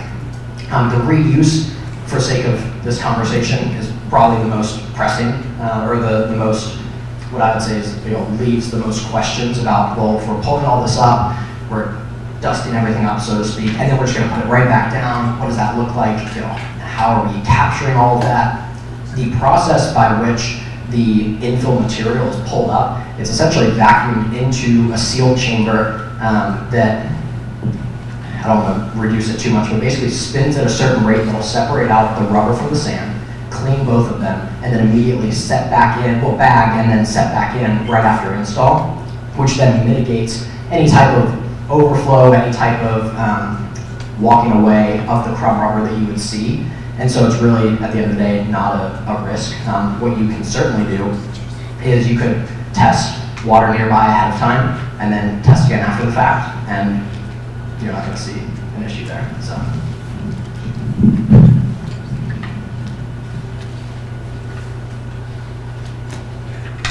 So I have a question about the lines.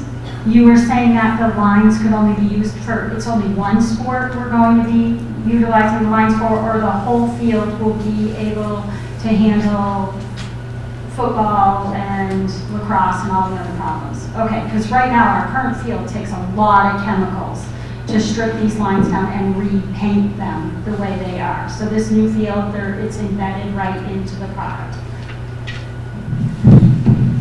Yeah, really good question. So when a turf field is made, as Vaughn mentioned, it's 15 foot wide, or for the sake of a football field, make it easy, it's 5 yard wide rolls of turf. They go sideline to sideline.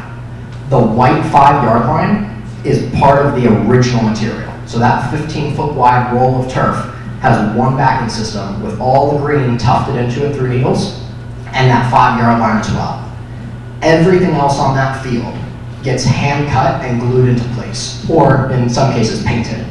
So any permanent lines where it looks like the turf is actually white turf on a football hash mark, that's not permanent. That is hand cut, glued into place. Those come out over time. The alternative to that, because that's a huge pain from a maintenance standpoint, it's an injury risk, you have pieces coming up everywhere, is to paint. Painting's more expensive, takes more man hours, takes chemicals to your point to scour that down, get back to green turf. And so what most schools opt to do is go permanent, but then you're dealing with all of these inlays that come up. We have developed and patented a machine that, as simple as it sounds, lets us change colors as we go. And so we can take all those hash marks, the soccer lines, the lacrosse lines, and make it like that 5-yard line in football where it's part of the original material. So when your roll of turf rolls out, it's not a roll of green that needs to be painted or needs to be cut into place and puzzle pieced together. It rolls out with your soccer box already on it, with your midfield logo already on it. And so that's where you're reducing those chemicals, and what we've seen is a better lifespan on the fields, lower injury rate because you have less pieces coming up, and just from a biohealth standpoint, now you're getting the benefit of no pesticides, no fertilizer from a natural field, and no paint, no scouring from a synthetic field. So you're really kind of capturing that. So I guess I'm curious about, through this product, I know we're talking about the PFAS and the PFAS, but the arsenic and the benzene and the other chemicals, are those in the glue and these other products? Are our children going to be inhaling these products? Are they contained in your product, or have you moved away from those? Good question. We're detect for all of those non-heavy metals. We'll include that in the test results for everything as well, and that's turf, pad, infill. So I just wanted to say one more comment. The coconut husk and the walnut shells, please do your research, because there are children who are actually allergic to those. It is not, even though it's in trace amounts, we have children who have a severe nut allergy, and if we're going to put in a field that discriminates against our children who have allergies, that's an issue. So maybe leaning towards the olive would be a better choice for our community so we can stay inclusive. I do just want to say that the microplastics, it's not a water issue. They go in the air. Our kids breathe these. We all know we're walking around with these microplastics, but it's not, it is what it is. We're an educated society now, and what we do moving forward is not on an is what it is basis. We need to make the right decision for the health of our community. We need to make sure that the wells surrounding our complex, that we're not giving the people in our community cancer, and we need to make sure that we're protecting our watershed. Thank you.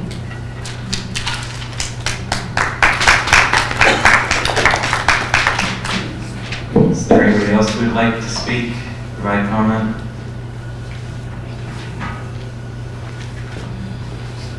Hearing none, I will close the public portion of the hearing, and I will turn to the board. I request a motion be put on the floor to discuss. I don't know if there's a recommended motion or board packet. No. But I'll flag that the total request amount is up to $830,000 of the Turf Field Capital Reserve Fund request. So is there any motion? I'll make that motion. Second. So the motion on the floor is to expend up to $830,000 from the Turf Field Capital Reserve Fund to replace the turf field at Alumni Field. Mr. Pittman, would you like to speak to your motion? Sure. Thank you very much. As I said previously, we've spent a lot of time discussing this over the last year. I feel like I have a level of expertise I didn't expect to have regarding this subject. I'll also say, as a crunchy granola kind of guy, the idea of a field covered in plastic is not my first desire. However, having said that, I think there are a lot of advantages to this. I think the case is made that a turf field far exceeds the type of expectations we would have for a sod field, particularly because we live in a winter climate zone. And just a lot of compelling reasons. Wasn't really mentioned here, but the typical water usage for a sod field of this size would be about 1 million gallons a year. Is that correct? Am I pulling out a wrong number? But that's what I've seen. So if we could save 1 million gallons of water a year, great idea, I think. Environmentally, that's significant. We've heard that a natural field would require fertilizers, pesticides, herbicides, constant maintenance. It would be a very big additional expense, even in the best case scenario, to maintain the quality of the surface. And any comparison to what a turf field offers is as standard. So I think there's a lot of compelling reasons for us to continue with the turf field. And the technology has improved since the first iteration of this field was installed. And I think we feel that going beyond the 10-year expected limit, that field doesn't owe us anything. And again, owing to the taxpayers funding this account, we're not here looking for any new money to replace it. It's already in the bank. Mr. Chair, I have a question. Earlier you said that I would have an opportunity after the public spoke to ask questions, but you closed the public hearing. So is now, therefore, the time that We are deliberating, and you're allowed to ask questions of some of the professionals we have here, or Okay. of the administration, Okay. discussion. Okay, As long as I was just about the wondering. turf field. Well, yeah, because that's what we're talking about. I know. I have a number of questions, so I am happy to defer to my colleagues on the board if they want to ask questions first.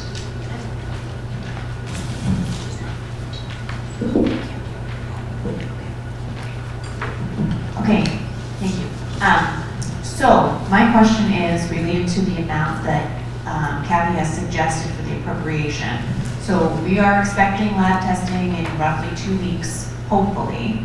And my concern at this point is if we find that the material that's within the current turf field is really not acceptable for recycling or leaving it within the bounds of the field now, would the amount that we propose to appropriate cover new material? Yes. It would. Thank you. Is there any other comments or questions? You can provide comments too, it doesn't have to be questions. God, I want to say something more. I have a question.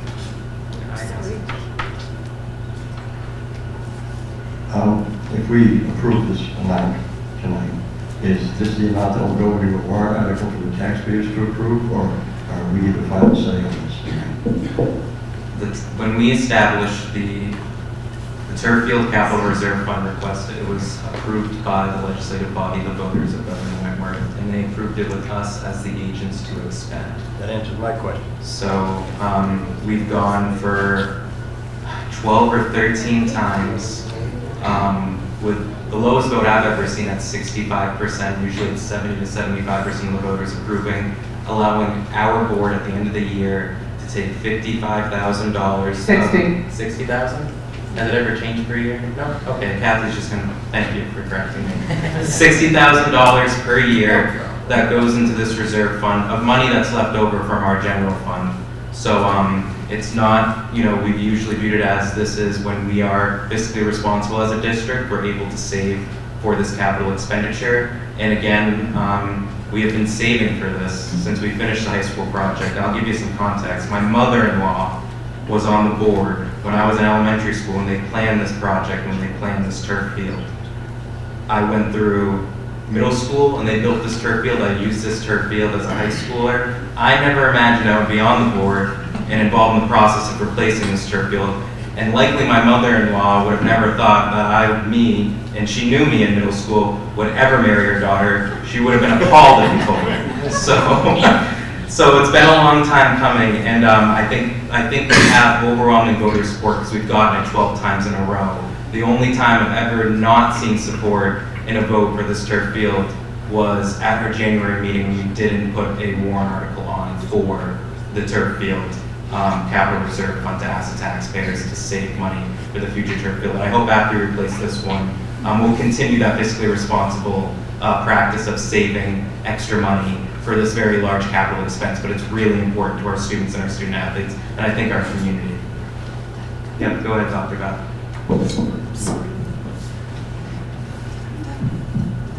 Yeah, no comment on Brody's nuptial destiny.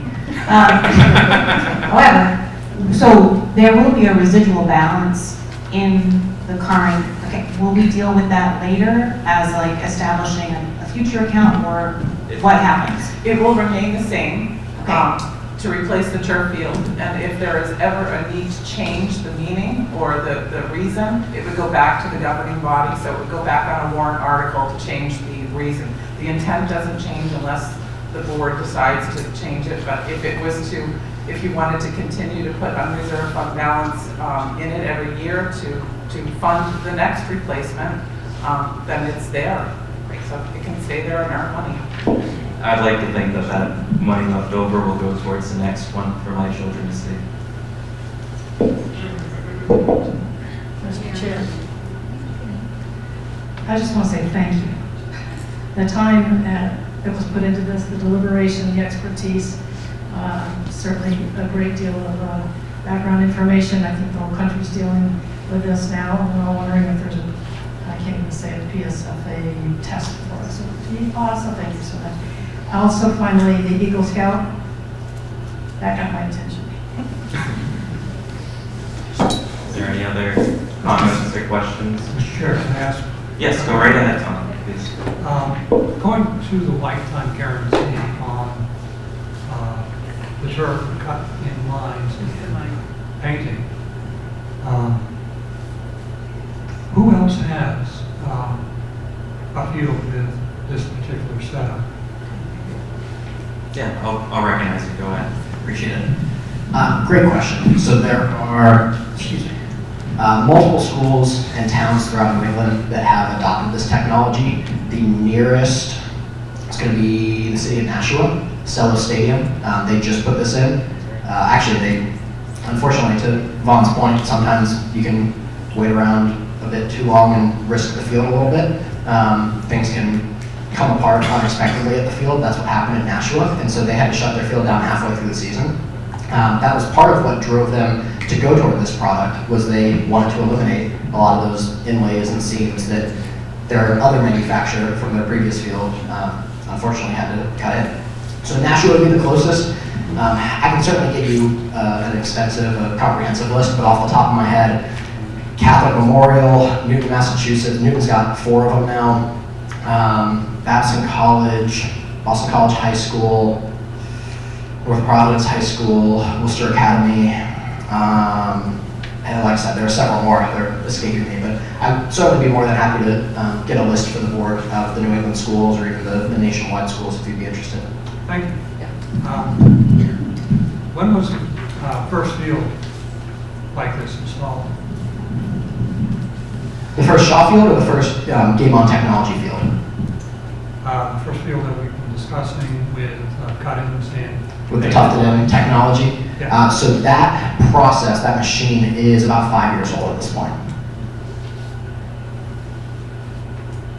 And do all these other fields include this? Sorry? Well, my intention in the first question was how many schools have this exact product that we're discussing? Correct, yes. All the schools that I listed have the Game On tufted technology product. Okay. We call it Game On Legion. All right. But yeah, Game On is the specialized patented machine that is able to tuft those pieces in as opposed to a traditional field. And your companies install all those? In New England, we typically go through a distributor, an exclusive dealer known as RAD Sports. That's who the proposal is actually from. So to give some clarity, I don't know if I introduced myself this way or not, but I'm the sales rep for the manufacturing company that makes the carpet, so to speak. We have install capabilities, but we're headquartered in Dalton, Georgia. it's going to cost you guys an arm and a leg for us to come up, stay in hotels, be here for 4 to 6 weeks. Having a local group that knows our product really well, like Rat Sports, to come and do that saves the town a lot of money. And so in New England, that's where we tend to operate. Okay, thank you. And they are the ones that have installed almost every one of the schools that I listed for you in that list. Okay. I have other questions, but I'll let other people ask other questions. Is there anyone else who has questions who is not Tom or Charlene? Well, you guys are deferring to everyone else, so I'm wondering, because if they don't, we might as well keep asking or let Charlene ask if you guys can tag team, I guess. Sure. All right. My first question is, how many Division II teams against whom we play have turf fields? It was in the presentation, but come on. go Yes, it was ahead. in the Well, presentation. you listed, so in other words, all the teams you listed under Division II are teams we play against? In one sport or another, such as Oyster River has a turf field, but they do not have a football team. All right, let me clarify. If we, for now, if we just focus on our Division II football team, how Well, many? that's a little misleading, not exactly fair. In what way? If she could finish asking Okay, the question, then you sorry. can answer it how you feel once I recognize you. Thank you. Well, I'm trying to keep things fairly simple. We have, I can see right here that Kingswood is a Division II team. Now, is that Division II in all the sports that we have at Kingswood? Are all of our sports Division II sports? Yes. Okay, so when I look at this list of schools you provided, you said turf fields at other New Hampshire high schools. So am I to understand that Kingswood plays all of these teams and they all have turf? I mean, we play these teams and these are the only teams we play throughout all of our sports. I'm just trying to find out, if the fact that we have a turf field, and I'm wondering if all the teams against whom we compete also have turf fields, and how many do and how many do not. Is that clear? Gotcha. In Division II, there are 17 teams, 10 of which have turf fields. So teams in Division II who have a natural surface, Kennett High School, Plymouth Regional High School, Pembroke Academy, Merrimack Valley High School, John Stark. Yes. Conval is a Division II team, but You there's, said they all have sod fields or turf fields? they have sod, grass, natural grass. Okay, so I'm hoping I'm making myself clear. So we compete against the teams you listed in the presentation. We compete against all of those, and they all have turf fields. Are there teams we compete against in Division II that do not have turf fields? And I think you just said yes. Yeah, Charlene, you listed 7, so there's 7 that don't. Well, I wasn't And counting. 10 that have, there's 7 that have sod and 10 that have turf. And we are one of the 10. Okay, so there's 7 that have sod and 10 that have turf, or was it the other way around? 10, so if you look at the presentation, these are other turf fields in New Hampshire schools. In Division II, there are 10 schools listed there. Those are the ones who also have turf. And we are one of the 10 schools in Division II who have turf. And so, Division II, my understanding is we don't compete against Division I or Division III. Correct? Not necessarily. Certain sports you can have crossover games. Okay, so I think you've answered it as well as you can, so thank you. My next question is, you stated that when the field was first installed in 2012, GMAX testing took place. What are those GMAX numbers from 2012, please? Kathy has them, and Kathy will recognize you to speak to them.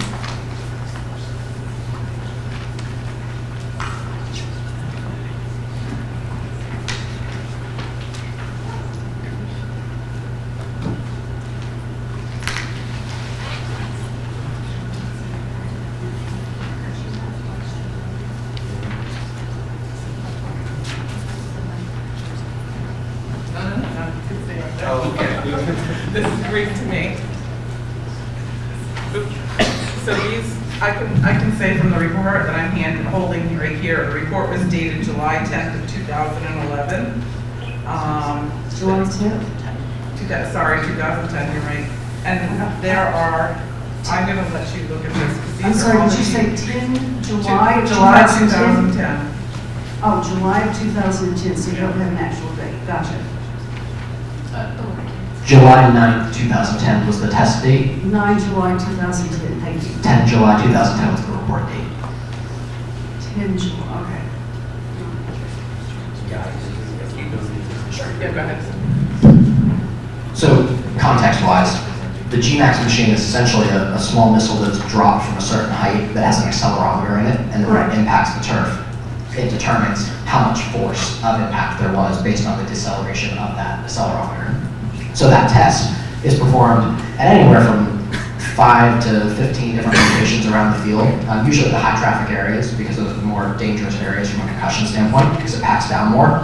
Like 17 different places. Okay, 17 here. Let's see. Is that 17 locations? Yes. 17 locations on the field. It's dropped 3 times and then averaged between the 3 per location. And so we are, let's see. The GMAX scores are 96.8, 102.5, 92.9, 101.1, 103.3, I can't write that 98.6. fast. What was the maximum? The highest score. Would it help if I give you a copy of this after the public hearing? It would, but I'd also like to hear Mr. The highest, let's see, highest average score per drop spot was here, 103.8. For context, concrete is 1,000. Anything under 200 is deemed by the ASTM to be safe. Anything under 165 is what most people in the turf industry would deem to be safe.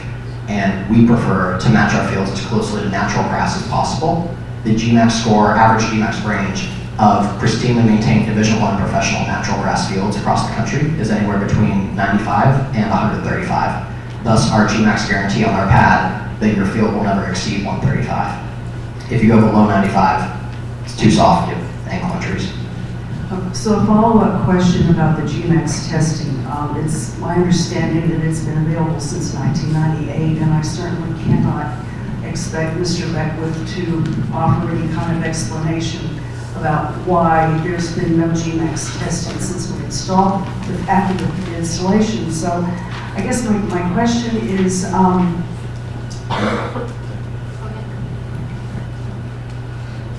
sorry, I got distracted. I lost my train of thought. That was my question. How much? I'm going to recognize Mary. She has the Let me finish and ask how much GMAX testing costs. I'm going to recognize Mary, and then we can get back to that. I want to make sure everyone gets an opportunity to speak. I'm worried about the children that were here to present, They went home. as they should. But I'm sorry that we didn't get to see them. They did make a video, so we'll be able to watch the video of the presentation. I didn't anticipate the public hearing to go, what are we, an hour and 40 now?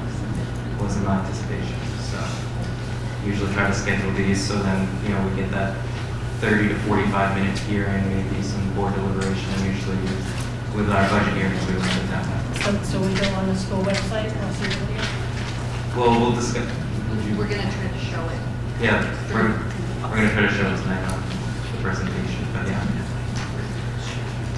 wasn't I didn't think turf would be this controversial.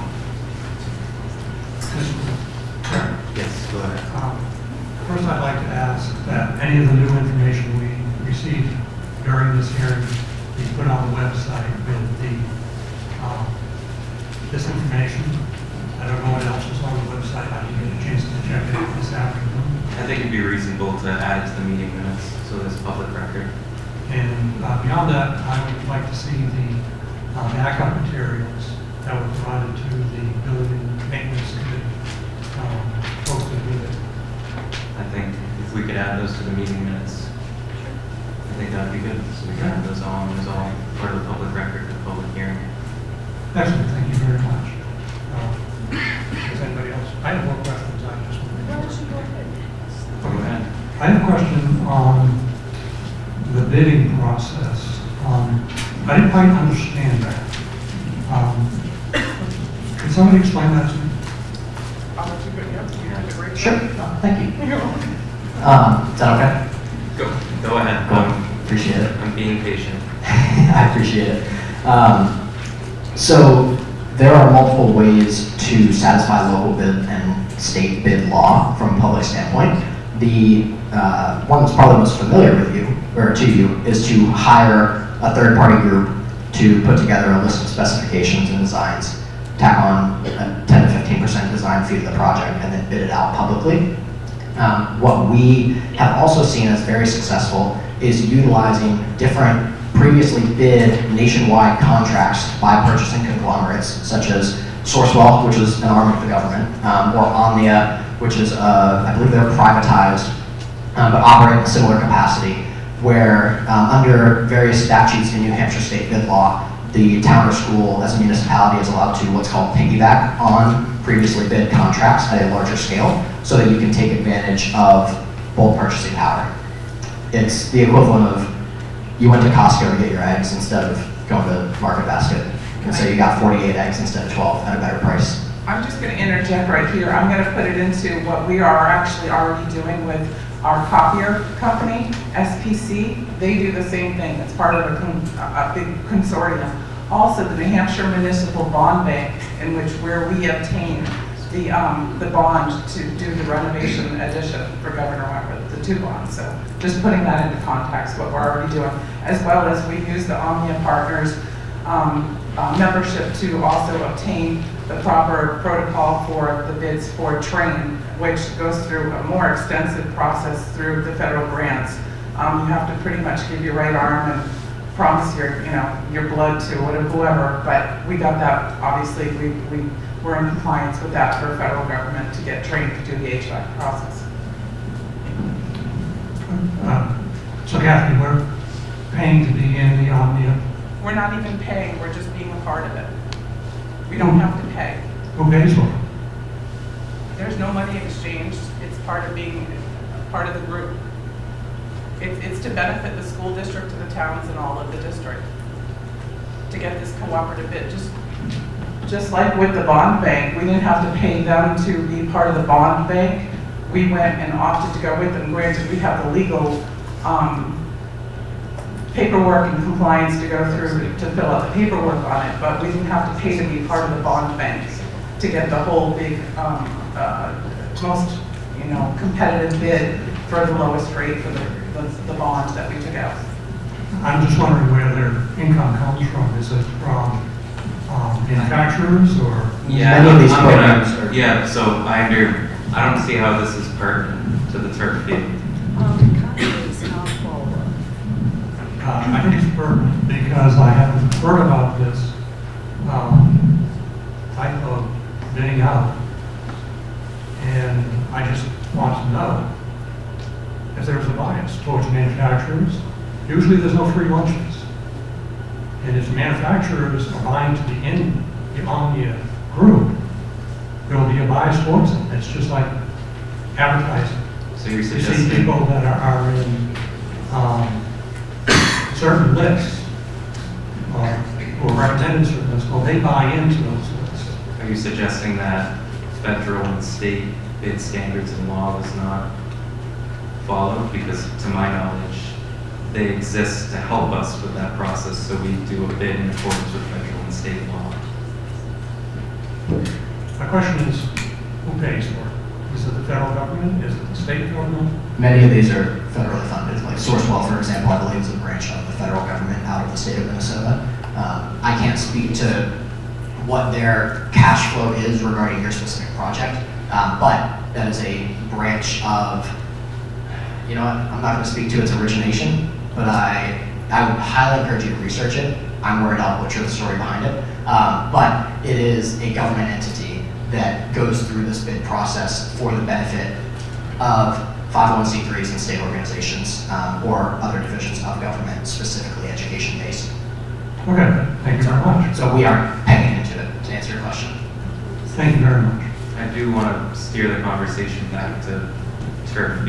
I understand, you know, people care about sourcing everything, but I think it was pretty well established during the presentation with the questions asked that the sourcing of the bids and the bid process was done in accordance with our policies, state law and federal law, and that's good context to have the organization, but I don't think it changes what we're doing tonight, which is, are we going to get a new turf field, or are we going to keep the old one that's falling into poor shape?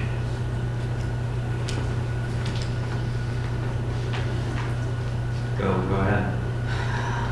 Following along on that same topic, I believe you said Omnia was a private organization?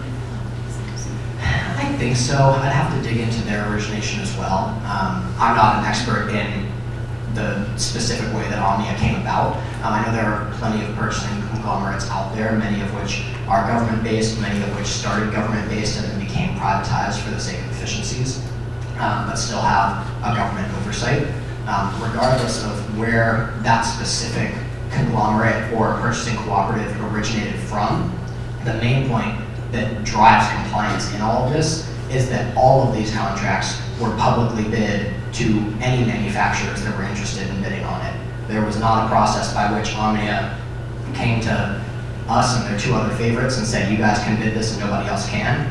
You can actually see the results from the bid process on Omnia. And so you can see every manufacturer out there for every type of material you can think of that goes into this campus, and see what manufacturers bid on it, who bid too high and wasn't awarded, who was aggressive enough in pricing to say that this would benefit the school and would comply by local and state bid laws.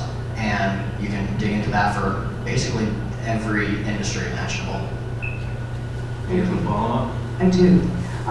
This is directed towards the administration. I'm looking at board policy DJE, bidding requirements, that was, excuse me, revised on November 6th of 2023. And I'm having a hard time understanding how the decision to use Omnia, which did not come before the board, squares with the policy. And I'll, for the benefit of the public, I'll read the policy. Purchases over $10,000 will be handled by bid, except in case of an emergency when delay of a purchase could adversely affect the health, welfare, safety, or best interest of the district, or place an excessive financial burden on the district. Next paragraph, the board reserves the right to reject any or all bids and to accept that bid which appears to be in the best interest of the district, and also reserves the right to waive any informalities in or reject any part of the bid. So I'm struggling with how it appears to me, and please correct me if I'm wrong, it appears that the decision is in violation of policy DJE, so I would love some clarification. I can be corrected if I'm wrong, but tonight that's what we're doing. We're deciding whether or not to accept Shaw's bid by expending this money. If we vote no, then we're denying their bid and clearly won't be building a turf field, at least not with Shaw. We could always do another public hearing and get another bid. So this is a public hearing and we only have one vendor here to present? Usually only award to one bidder and we award to the best. But it hasn't, this Omnia seems to have sidestepped this policy, and I'm not comfortable with that, and I'm hoping for an explanation of why we ignored DJE. But our administrators, I mean, do you have something to add? I mean, I know we go to the consortium, they put everything up to bid, and then they bid on it, and then we are presented with the bid. I feel as if the process is happening right now. I don't know. Excuse me, what was that? I'm sorry, go ahead. I was gonna say, I'm very, I mean, you know, I feel like the process happened, we go through, I mean, I guess I'm also surprised too, we did this with the high school project, none of this came up then. We did this with the most recent HVAC project, none of this came up then. We actually had 3 bids that building and maintenance considered for, I believe, the high school project, because I was on the committee at the time. I know one of them was train, and I'm trying to remember what the other 2, but we were presented with 3 significantly large folders of bids for the high school project. Even still, the HVAC project we did, it was done through the same process. I'm confused why. I wasn't on the committee at that time, Brody, so computing that to the rest of the board is not correct in my mind. You weren't here for the HVAC project? I was not on the building committee at that time. No, but we as a board still accepted their bid. It's in the public meeting minutes. I'm saying as, okay, It we was the accepted same. the bid, Brody, but I wasn't familiar with the bidding process. Okay. No, I can respect that. I'm just saying, is that the reason to impugn this entire project? Well, I'm always concerned with what seems like a one source bidding process. I know from my past life in municipal work that bidding requests can be designed to be so tight that there's only one manufacturer that will bid on it. Given that thought, I would like to see the bidding documents that were submitted to Omnia. Doesn't need to be tonight. Public record. Yeah, then it's public record. So how do we access that? I remember we mentioned Kathy will add it to the meeting minutes notes, but there's a specific website they have to show all the bidding documents. What is that? What is that website? Omnia, sorry. Omnia.com. What is the website? Omnia.com? Omnia.com. So we'll need to go to Omnia.com and look at all of the bidding proposals? Yeah, if you'd like to, you can look at every turf manufacturer in the industry. I'm talking about the bidding proposals for this specific project. So again, this specific project would be procured using Omnia's contract with Shaw. Omnia has contracts with many manufacturers that have all been previously bid out to ensure both compliance and competitive pricing. Because candidly, we're going to be a lot more aggressive when a company comes to us and says, hey, we have the purchasing power of 1,000 fields, than when one town says, we're buying 1 field. And so that's going to ensure competitive pricing from us. We are also pinned against the rest of the industry, and so we all bid on that. So this project is bid through their contract in a way that enables you to get the most competitive pricing possible, while also bringing, to your point, Thomas, there are times when you hear stories of somebody in a traditional public bid setting making a spec that's so tight only one group can get it. Omnia doesn't do that because there's 8 or 9 of the turf manufacturers out there that are all bidding on the same contract. So that's helping you to ensure that you're getting true competitive pricing. So, thank you for confirming my earlier question and saying that you have a contractual relationship with Omnia. Yes, all public bid proposals are by legal definition a contract. So if you were to put this out to a traditional public bid and we were the low bid, we too would be contractually bound to complete your project at said price. That's what Omnia does. It's a bid house, so they have already bid this out. You're piggybacking off of the New Hampshire state statute. But your business, you guys aren't like owned by the same Oh, corporation. no, I'm sorry. I probably didn't You guys aren't explaining like, that. you know, have like corporation that, I guess I think the No, point we is are I not want in to know whether or not business you with plan. Omnia. Yeah, we're not under contract with Omnia in the sense that we are in business with them. We are held by legal standard to the contract that we have proposed in this bid. I'm sorry, that's my fault. I didn't do a great job clarifying that. We are under contract basically to you, to public schools that are part of Omnia to say we will honor this pricing that we have already bid. Omnia is the one that orchestrates those contracts through the bid process. We don't technically owe business to Omnia. That's a great question. Okay, thank you very much for your answer. And Tom, I don't mean to diminish your questions either. I do agree it's important to know where we source these things, but I also have some faith that the committee, when they brought the proposal to us in January and said they recommended we have a public hearing, that these types of discussions happen at the committee level. It's just my comment. Go ahead, Sharon. So, I understand that your current, based on the information we received at a prior board meeting with your test results, that was specifically for the plastic carpet, correct? Your test results that showed undetectable, essentially PFAS, PFOS, I think arsenic, benzene, were all of them included? I'm trying to remember. Yeah, so we've got several testing letters. We've kind of made it a point to try to get as many of them into your hands as possible, but the testing that we have includes all the PFAS substances that are identified by the US EPA's target analyte list, California Prop 65, which tends to be the kind of most prevalent statute, so to speak, on those items. And then there's a whole heavy metals list as well. So yes. So when you assure us that there'll be no PFAS or any of these other toxins in the new material, at least undetectable, I think, or very low ppms, does that also extend to the tire crumble? I don't know how you source the tire crumble, but is your guarantee that presumably the tire crumble that will be used in combination with sand will also be toxin-free? Yeah, so again, we and any scientist on the planet is going to avoid the phrase toxin-free because you can't guarantee that anything's toxin-free. You can only say something is non-detect for these particulates at this level. And so today that standard is parts per trillion.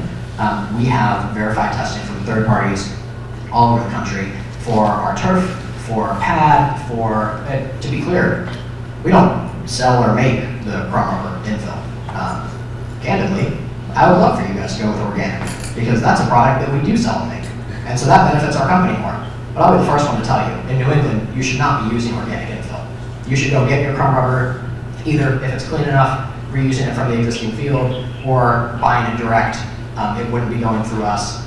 We're not making any money off of that. It's going to perform better for your field. But those providers also have, so that's not our product, and so I can't speak to the specific test results of SBR rubber just because it's not under my purview. But those products also have to abide by the same types of standards of California Prop 65, US EPA's target analyte list, Mass DEP. There's a million standards out there, and the fact that fields continue going to the ground today with all this knowledge is credit to the fact that these materials are passing this test. Okay, thank you. Another question I have is that I'm wondering if, given the information we got from Mr. Wentworth, that the existing crumble is essentially, I don't think he said guarantee, but I believe you made statements to the effect that when the testing comes back, we will find that it does indeed contain many of the toxins that are higher. I think this was asked and answered. Bobby asked many of these same questions. Well, no, not entirely, because I see on here, we're talking about, we've been talking about recycling. Yeah. And so I would say that if the test results come back and confirm what Mr. Beckwith has told us, I think it would be logical to steer away from reusing what is already there. Yeah, I think Ms. Goodman made that point. And Oh, did she? And Mr. Goodman, twice. Okay. But Dr. Beth, you raised your hand. Call the question. You're going to make a motion to call the question? Is there Wow. seconded by Guy? Go ahead. So, I don't know if that's a debatable motion. Call the question. We haven't done that in a while. It is non-debatable. It needs 2/3 to pass, so we need 6 votes. So, the motion on the floor by Dr. Beth is called the question. The second is by Guy Pike. Kathy, when you are prepared, could you please call the roll? Tom? No. Dr. Jim? Dr. Jim, we're calling the question of whether or not to vote to expend. Excuse me, She said, point of order? point He of said order. aye. We're in the voting. What is your point of order? The point of order is that RSA Chapter 91A requires that if any member is attending remotely, they are supposed to declare who else is in the room with them. Dr. Jim, is anyone else in the room with you? There's no one else in the room. Thank you. No one asked me to do that last meeting, though, when I had COVID. But if you could continue to vote, Kathy. I didn't get it out fast. Dr. Jim's vote? Aye. Guy? Yes. Jim Pittman? Yes. Mary? Yes. Charlene? No. Dr. Beth? Yes. Dana? Yes. Brody? Aye. The motion passes 7-2. So that passes the muster. So the question is called, and the question is, if you could reread the motion, Kathy? The original, the underlying motion to expend. Okay. Well, the motion that I remember requesting was to expend up to $830,000 from the Turf Field Capital Reserve Fund for the purpose of replacing the turf field at Alumni Field. Who made the motion? The motion was made by Jim Pittman, and the second was made by, I believe, Dr. Beth. That was a motion we were discussing for the last, I think it was about an hour. So,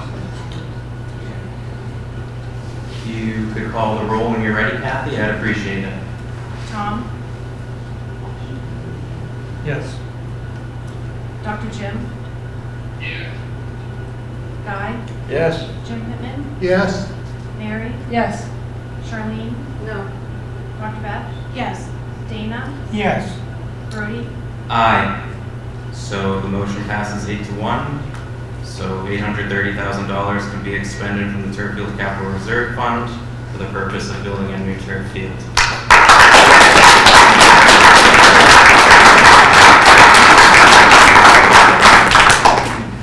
Thank you. Thank you, and thank you, Vaughn, and to the gentleman from Shaw Sports. I didn't even get your name. Josh. Josh. Thank you, Josh, for attending and answering the questions of the presentation, and thank you to others. Mr. Chair, may I have permission or permission from the board to email my further questions that I was not allowed to ask this evening, and then have the answers posted to the website? I would request that any questions you have, that you can email them to the superintendent and coordinate with her with how to get them answered from a personnel member and the gentleman from Shaw Sports. Okay, so I'll copy on my email to the superintendent. Thank you. Next, we have agenda review. I have nothing to add to the agenda. Do you have anything? All right, then agenda review is done. We will move on to the TCS student presentation. I will be personally writing a letter to apologize to all the parents who came to the presentation tonight. Wasn't my intent that this public hearing would go this long. If I had known, I would have changed the scheduling. I would have probably scheduled the public hearing to after. Mr. Chair, why didn't we have their presentation before the hearing, which we have done on many occasions, such as at our January meeting when we had a lengthy budget presentation? At our January meeting and our December meeting, we did the hearing before, and I didn't anticipate this hearing would require 2 hours. Our board discussion was about an hour and then another 30 minutes, but I wasn't going to stop the public hearing. I think, at least in my perspective, doing the public hearings at the beginning, they tend to draw people out, and people like to be able to get back home to their families and put their kids to bed. So doing the public hearing at the beginning and starting our meeting a little bit earlier allows us to get on sooner with some of our business. I at 7, and I find it, from what I've heard from some people, it can be more conducive. And I guess next time we have to expend from the capital reserve fund, I'll be attentive and do that. I'll have to wait, but both budget hearings we had in December and January, we managed to have them wrapped up by 7, and we're able to continue with the regular business of our meeting. I find it can be also tough for members of the public to wait through an hour of our meeting for the public hearing.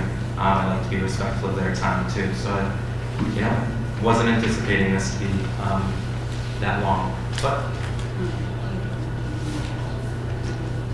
yeah. So, if there's anyone who's willing to speak to the TCS student presentation from the administration, if they would like to, the floor is yours. Thank you, Katie. Thank you, Dr. Ellis.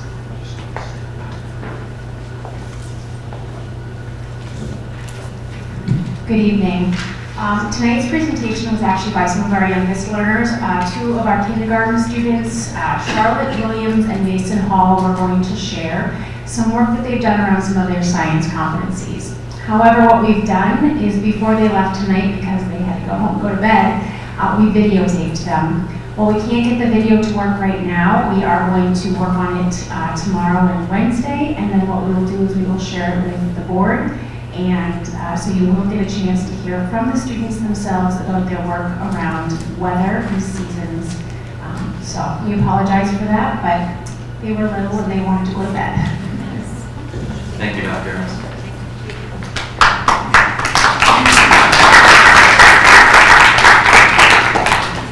Next, we are on to acceptance of minutes. And first, we have our January 6, 2025 school board meeting minutes, our regular meeting that happened at the Kingswood Arts Center. Is there a motion to accept the minutes as written? I'd make the motion to accept the minutes as written. Second. Motion by Guy, seconded by Mary. Any comments, discussion? Hearing none. Kathy, you can call the roll once you're ready. Tom? Aye. Dr. Jim?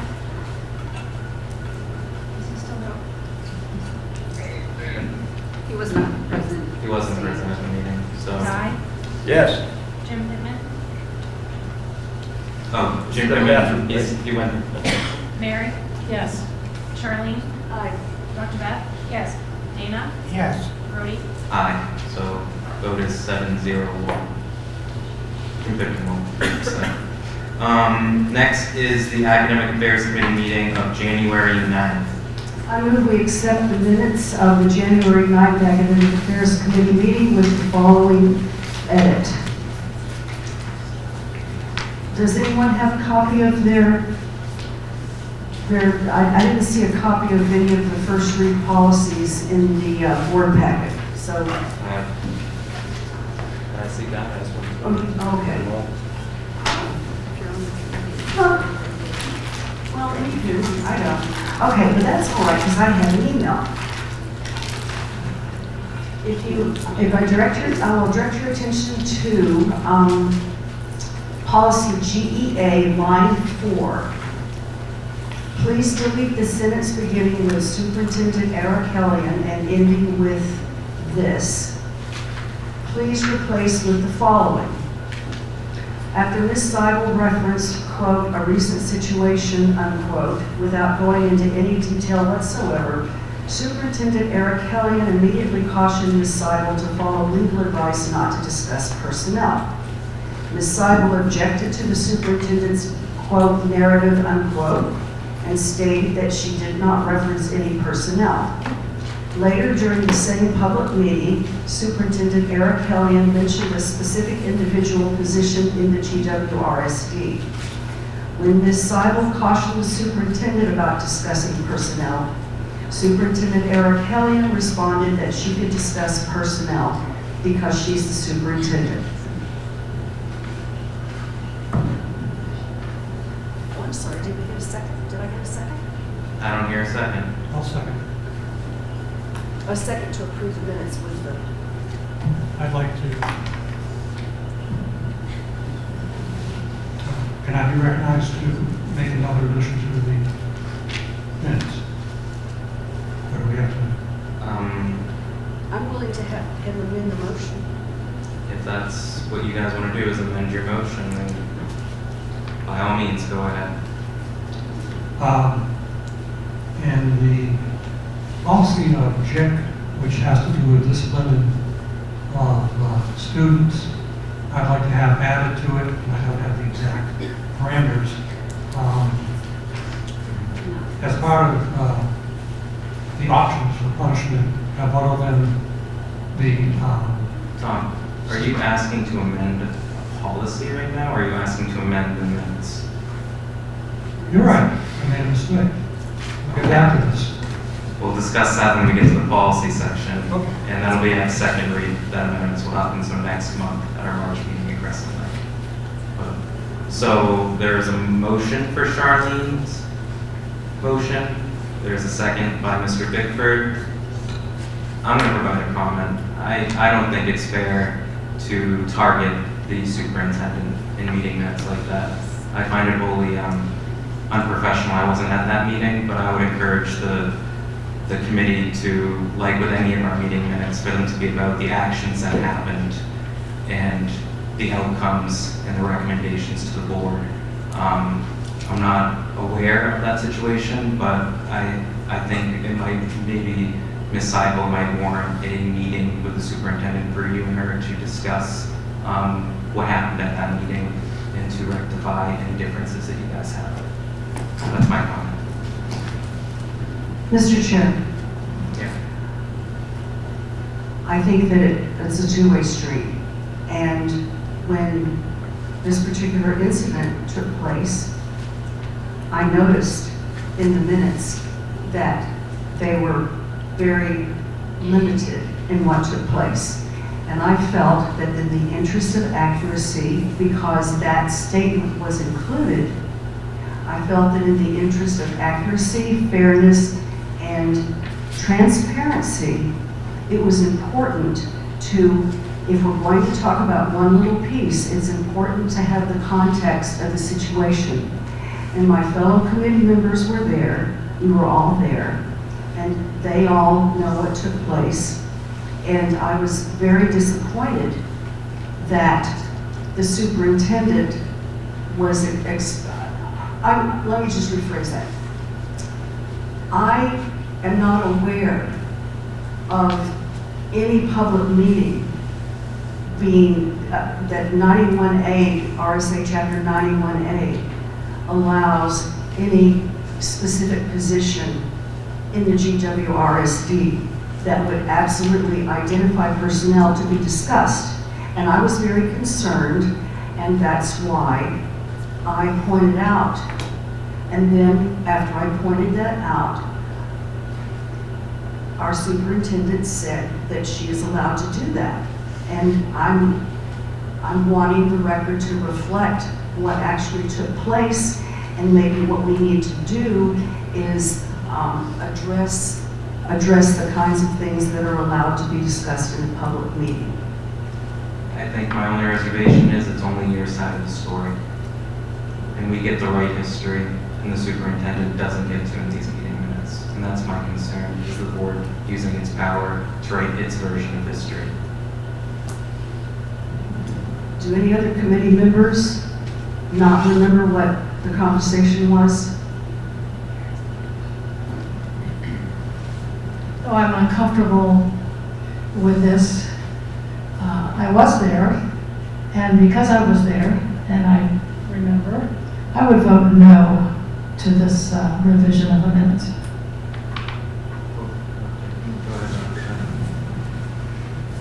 I would also vote no in this case. If there was an additional proposal or different amendment to these minutes in which perhaps that sentence was stricken and it said something that there was a discussion regarding the appropriateness of discussing personnel matters in such committee meetings, a less pointed statement, I would be supportive of a revision of that nature, but I don't want to get into a transcript of what happened in that meeting, in our minutes. I don't think that that serves anyone. I think that's a diplomatic answer. Mr. Chairman? Yes. And Charlene, I'm not doubting your recollection, and I'm not contradicting it. but I am uncomfortable with that being in the minutes. Would you, instead of voting on it, would you like to withdraw the motion? I would like, excuse me, I would like to amend the motion, my motion. I would like to amend my edit to state, I would like to amend my edit to simply please delete the sentence beginning with Superintendent Eric Hellion and ending with this. Can you read that entire sentence? Oh, golly.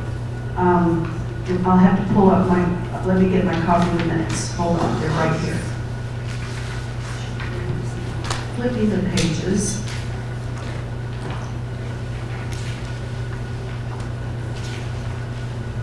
Here we are.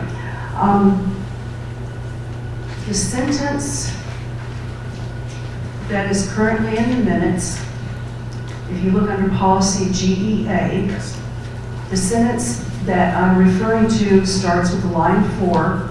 Superintendent Eric Hellion cautioned the committee members and the board to follow legal advice to avoid becoming involved in personnel matters such as this. And I would like to amend my motion to delete that sentence because then it removes the entire conversation, and then we're not having statements made that are out of context.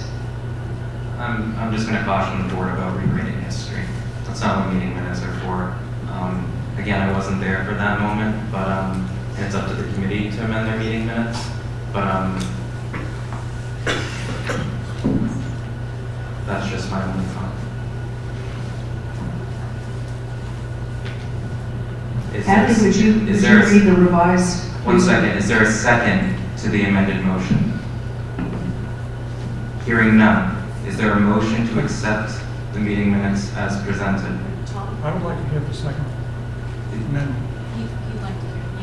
There's no second. I asked, is there a second on Charlene's motion? Is there a second on her motion? To amend the motion to amend. I'll second it in order to hear what it would read as. If Tom seconded, now it's a duly seconded motion. So you just cut that. It reads. It implies that there was a discussion of personnel in a public meeting by academic affairs. Because that statement there strongly implies that there was a personnel discussion, which would be a violation of RSA chapter 91A. I think it's just, it says the superintendent cautioned the committee members and board to follow legal advice and to avoid becoming involved in personnel matters such as this, which we did have a legal discussion. Non-public. Yeah, and she cautioned you guys and she didn't go into details of that non-public discussion. I think that's a very reasonable thing to remind the board of a legal discussion that happened and to make sure you abide by it. But you guys get to amend your meeting minutes. I'm just cautioning it's not a good precedent to rewrite history. When you say rewrite history, I feel as if what you're implying is that that's not what happened, as opposed to reporting history. It looks to me like Kathy Legassi reported the history of this event in a way that is appropriate and respectful to all parties involved. Thank you, Kathy. Charlene, would you be comfortable with the minutes as written with the words such as this stricken from the end of that sentence and the remainder of the sentence staying? I think that would accomplish Your goal? my goal. Fantastic. I would like to amend the motion for the minutes to be accepted as written with the strike of the words such as this from the minutes. Is there a second? Second. Seconded by Charlene. Great. So Number one. the motion is to accept the meeting minutes as presented with the amendment of striking the term such as this in the section about policy GEA. Correct. Kathy, would you call the roll once you're ready? Tom, Yes. Mary,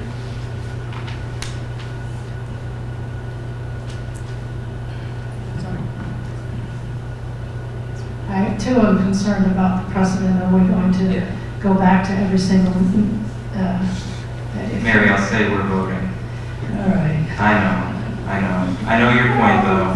If you vote your conscience, that's all that matters. No, I like the minutes just as they're written. Dr. Bennett? Yes. Charlene? Yes.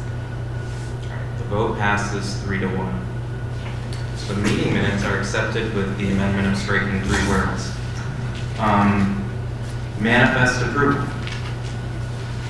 All right, let me read the manifest.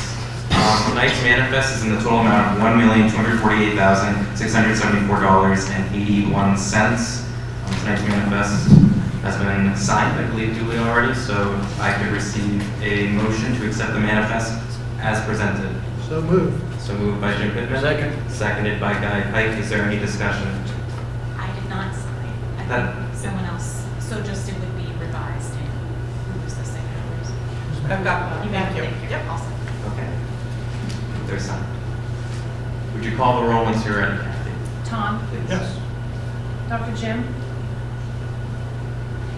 Dr. Jim, we're accepting the manifest. Yes. Guy? Yes.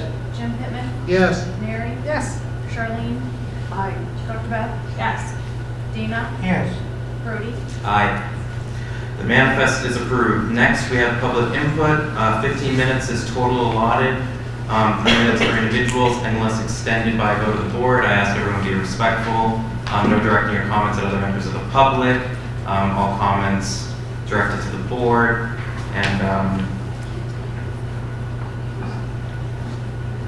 I will time, but I'm not very strict with the time. I try to let everyone say their pieces. I think it's fair. But like I said, the timer, because we have Dr. Jim on the superintendent's phone. And if you could state your name and your town of residence, please, before you speak, everyone with that. Kayla Hewitt from Wolfeboro, and I come before you tonight as I always do, which is in support of public education. I've been coming to these meetings and speaking often at them for 2 main reasons. 1, because I support our educators and our staff, and 2, because I support our students. And tonight I'm here to support our students.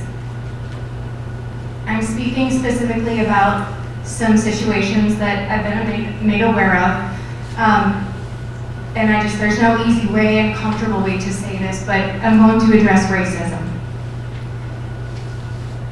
Racism has existed, we know this, even in our schools. I graduated in 2006. I've recently learned of some of the things my peers dealt with then from Kingswood.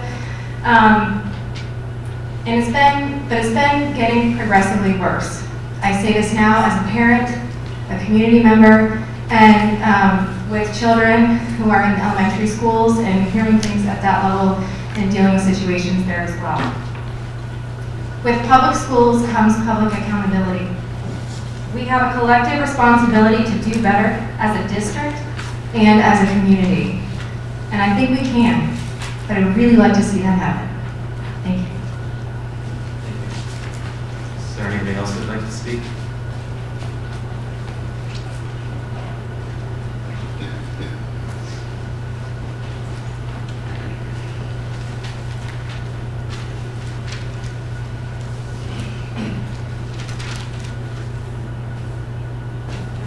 Yeah, you can take that out, of course. And don't forget to state your name and the town that you're from. Hi, my name is Kaylani Boisvert, and I'm an 8th grader at Kingswood Regional Middle School, where for over a year, I hear racial slurs all the time. I have heard horrible things. I'm sorry. It's okay. Take your time. I have heard horrible things said to me. It happened in the hallways, in classrooms, and at school dances. And just 2 days ago, I was blamed for all the new suspensions by a high school student. I'm used to feeling unsafe, but I told my mom I did not want my little sister to come to the middle school. But it happened to her anyways. It was the school system's job to protect her, and it was the school system that failed her.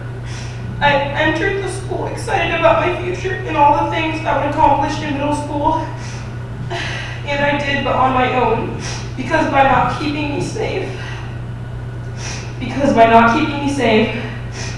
the middle school has made this the hardest 2 years. You've made it awful. I just want to say thank you to my teachers because they see it and they see me and keep me going.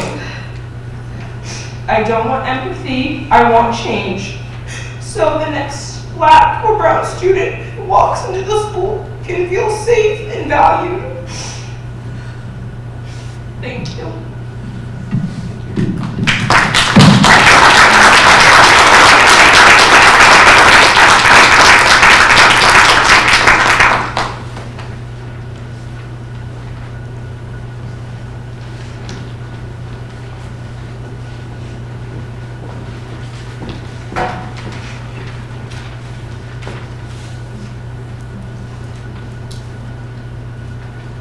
Hello, school. Can I take it off? Yeah, of course, yeah. Hello, school board members. My name is Angel Boisford. I'm a resident of Tufton Borough, and I'm an educator at the high school. But more importantly, I'm also the parent of Kaylani, an 8th grader at the middle school, and Jazori, a 6th grader, who up until last month attended Crescent Lake. My daughters are the 2 amazing girls that this community has recently risen up in support of, publicly and privately. Support that has brought tears to my eyes at times and has allowed my family to stay strong. I am sure you have heard my daughter's story by now, so I'm not here to tell that story. However, I will be sending you documentation of everything that has occurred in the near future. It will include all the meetings and all the emails that have produced little to no progress. I, like many parents in the district, recently received and read the letters sent out about hate speech. And to this, I will quote from my daughter Kaylani's favorite author, Angie Thomas, and say, intentions always look better on paper than in reality. Because in reality, what I have not seen is action. I have not seen assemblies addressing the student body at the middle school. I've not seen a consultant brought in to help with the culture of our schools, and I have not seen a code of conduct follows. And I've not seen a school district that values my beautiful and resilient daughters and strives to keep them safe. What I have seen is that public pressure receives more and better results than the tears of my black daughters.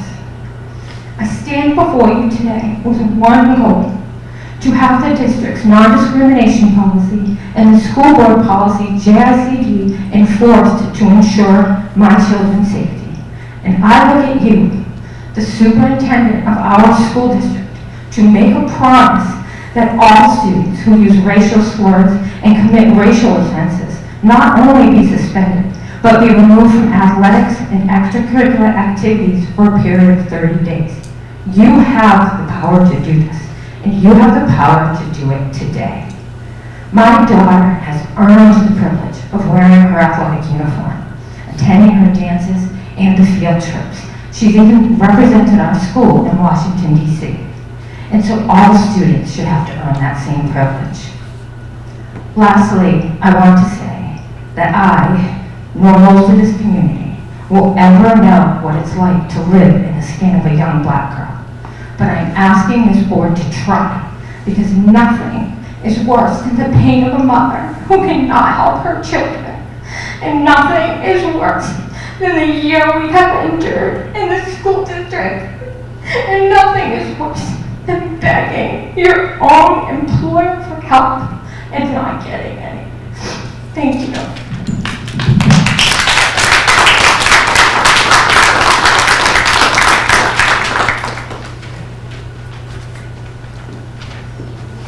Hi, I'm Julie Brown. I'm a resident of Wolfeboro. I'm here tonight as an ally. I have two children in the high school, and they're both allies of the kids with differences. My daughter has been bullied because of being a female who has assets nonstop since she's been here. My son has a partner who's biracial, and she's bullied. This continues through the high school. We need to do something. And I've heard this family's story, and my heart is broken. I have come tonight to say, we need to reach down. My kids are your allies. They are there for you. They're leaders in the school. And they tell me, I've asked them questions, they tell me they don't have friends in the school district because they say the kids in the school are lousy. And that's very disappointing. So I think our school district can do better, and I'm here to help. And I want to be part of that, help in the solution. So I just charge you to use some of the tools, the things the kids care about, to take away the things they want to do, the dances, the sports. Do something. Don't just send a letter. The letter was lovely, but it doesn't do anything. It just makes the parents feel good. Thank you.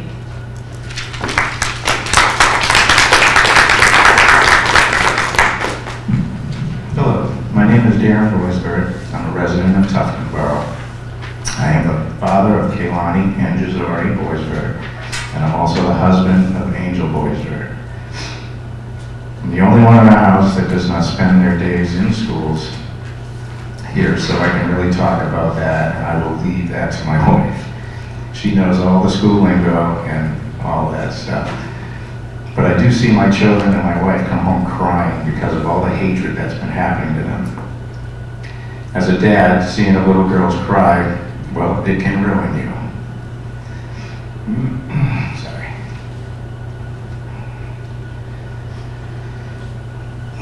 It's still happening almost every day now, too. I work in town, I detail boats, I go to work every day. I do my job. And that's really all we've ever wanted all year, for people to do their jobs. We can't afford my wife to quit her job and homeschool. We can't even afford private school that we put my younger daughter in. I regret moving my family here. What this district has done to my family is horrible, and every time we meet about this, we are told about some magical 5-year plan that will fix it all. But in 5 years, Kaylani will be graduating, and we needed a plan last year. Last week, we filed a complaint with the Human Rights Commission, and today we met with an attorney. I'm done seeing my family come home destroyed over this. Thank you.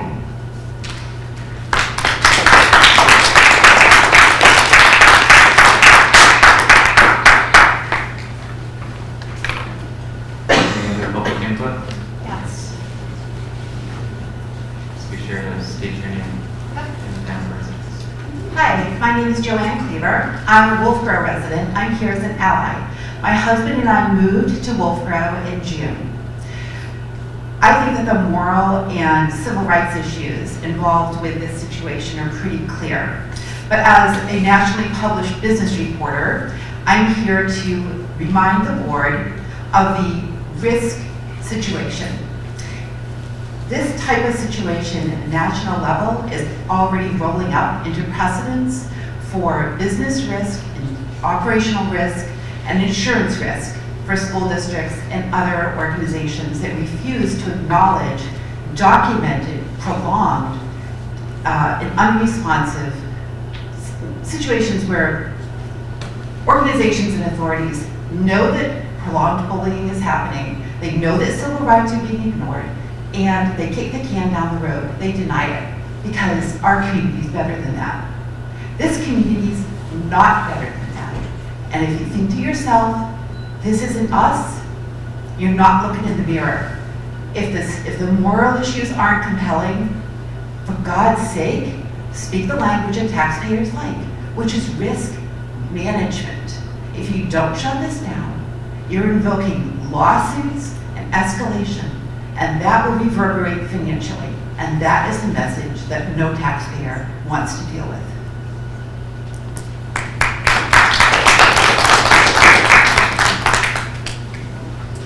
Okay, Brandon. I just signed on to our school website. It is Black History Month. Where's that? Where's that on our school website? This is an education institution. This is where it starts. This body should be every day making sure that in our classrooms, starting at our lowest levels, our preschools and OSCP, our kindergartens across our district, should all have curriculum. Not only this month, throughout the year. There should be proper books in our classrooms, and there should be proper instruction, not only for our children, because this starts in the home. We need to spread this into our community. This is coming from families, and this is coming from outward. But when we have a website that does not even say Black History Month on it, that's problematic. Thank you.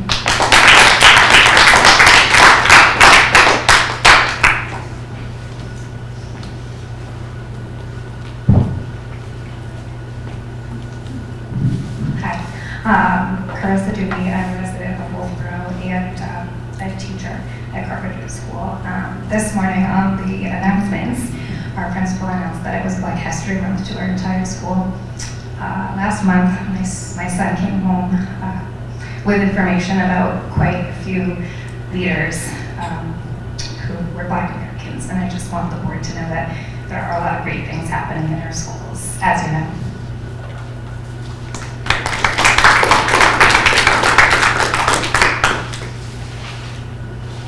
Any other public input?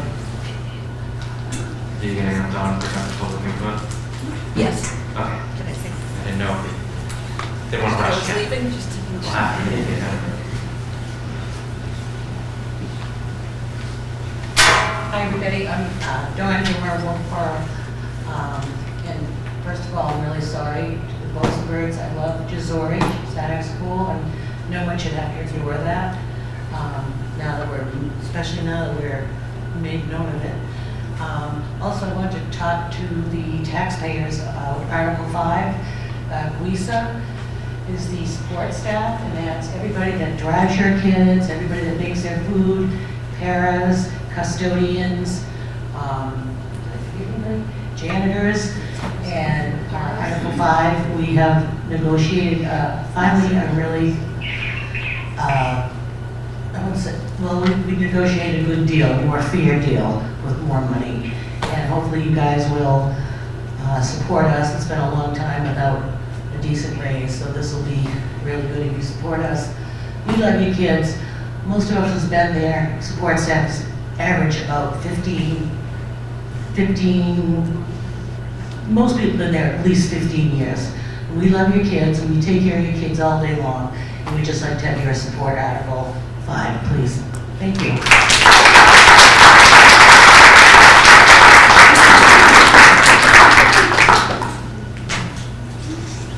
Is there any other public input? Seeing none, we will move on to the student representative report. Jack.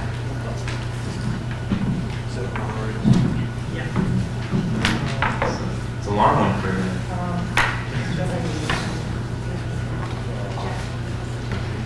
Oh, sure.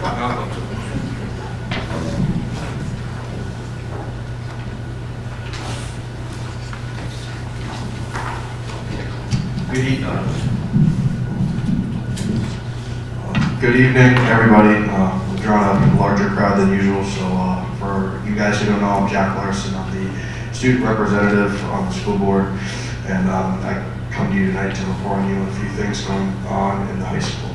First, I want to talk about seniors like myself. We've filled out our stuff for the yearbooks, which is pretty exciting. And as a student council, we've started planning for prom, banquet, senior banquet, and a potential for baccalaureate service. But the whole student council has just begun the process of selling tickets for the Winter Carnival Dance, which will be held in the practice gym on the night of the 15th from 7 to 9:30. Student council has also been planning for our Winter Spirit Week. They have planned out our dress-up days throughout the week, and on Friday there will be no classes, and we will be doing a bunch of fun and exciting activities throughout the day, which students are really looking forward to. Into sports, these sports don't have anything to do with turf, don't worry.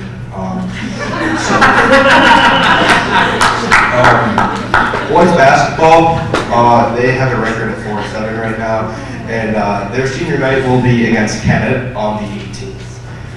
The girls basketball team also holds a record of 4-7, and their senior night will be against Laconia on the 25th. The boys hockey team, just moved to 7-3-1 after a dominant win over Coe Brown this past Saturday. Their senior night will be on March 1st against Belmont Guilford. The girls hockey team holds a winning record of 6-3 after a victory over Oyster River this Saturday, and their senior night will be on the 22nd against Salem. The boys and girls alpine ski teams have their senior night on the 7th at King Pine, and their state meet is the following Tuesday, the 11th at Cranmore. The indoor track team has their state championship meet at Plymouth State University this Sunday, the 9th. Kingswood's, or I guess it would be the Lakes Region Technology Center's DECA chapter will be headed to Manchester for their state competition from the 12th to the 14th. I will be going. It's my first time. I'm really excited to go and compete. The trip will be filled with fun events, great competition, and lots of networking opportunities for students. The Knights Against Hunger has been preparing for their Empty Bowls fundraiser over the past few months. The event will take place on February 14th at Kingswood Regional High School's cafeteria, and they are really hoping for a big turnout this year. I would like to take a moment to thank you all on behalf of the student body for allowing a voice from the inside on this school's school board. Thank you, and have a great rest of your day.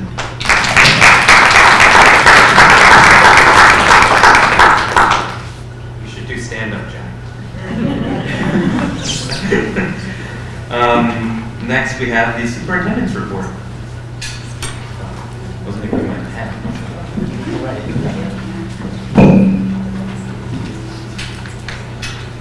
Thank you. Thank you for everyone's support and help for the turf presentation. We brought together athletics, we brought together facilities, coaches, parents. I know students really appreciate it. My superintendent update is a follow-up to the equity and hate speech letter. And, you know, I know that it's often the case that long-term plans, people don't want to talk about long-term plans. People don't want to talk about 5-year plans, policies. I will say that when I first arrived at this district, the first thing people said to me was, we need to do something. We have never done something about racism, and we need to do something. And the first thing that we did was a no slur policy. It didn't work, it wasn't enough. Then the board put a policy in place, and that gave us tracks to run on. And from there, strategic planning ensued. We hired Great Schools Partnership as our first consultant, our first partner for education. So that's what's going on behind the scenes.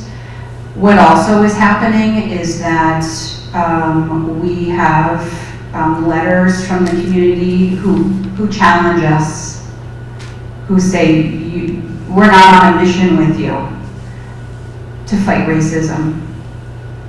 I've received nothing short of hate mail for the equity letter. I'm not the victim here. What I'm saying is that, you know, I would rather have this outrage 10 times a day than anything from them. By keep going on the journey of fighting racism. What we're doing is not enough. It will never be enough. We're on a journey.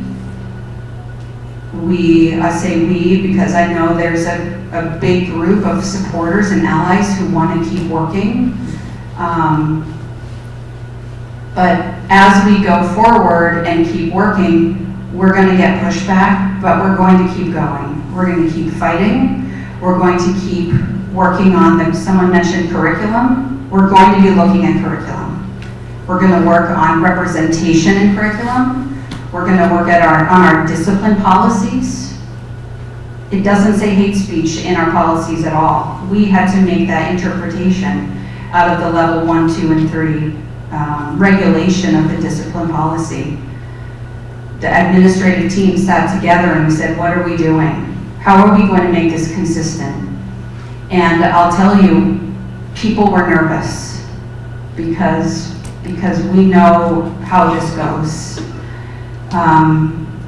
But at the end of the day, we don't want it to just be words, but we're fighting for this.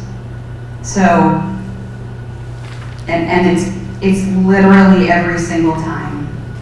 I'm telling you this because I want to work, we want to work with the people who are getting up and calling me out.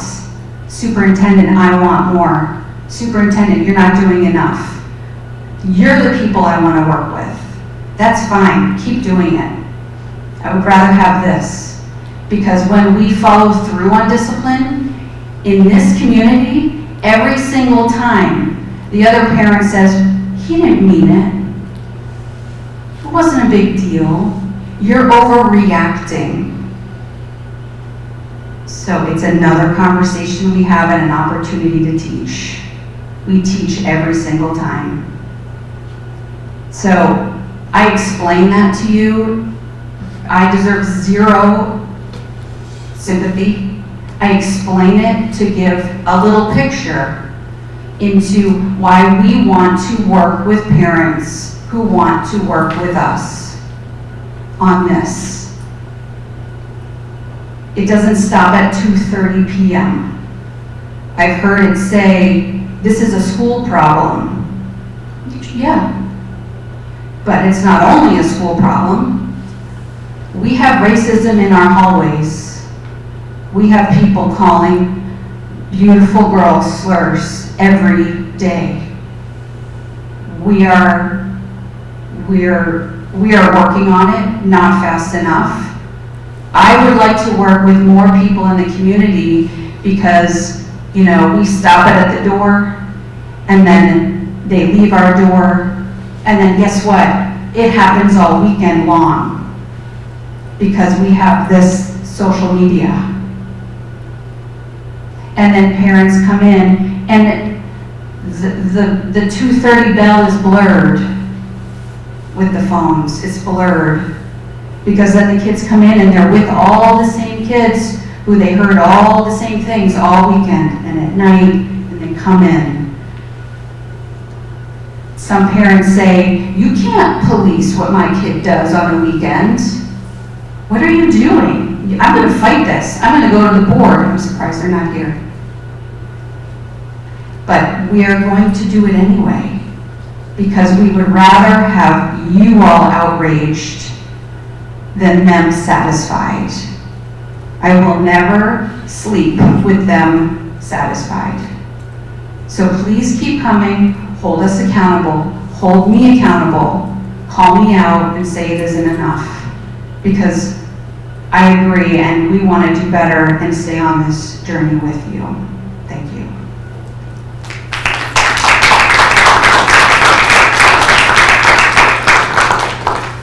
On to deliberative review.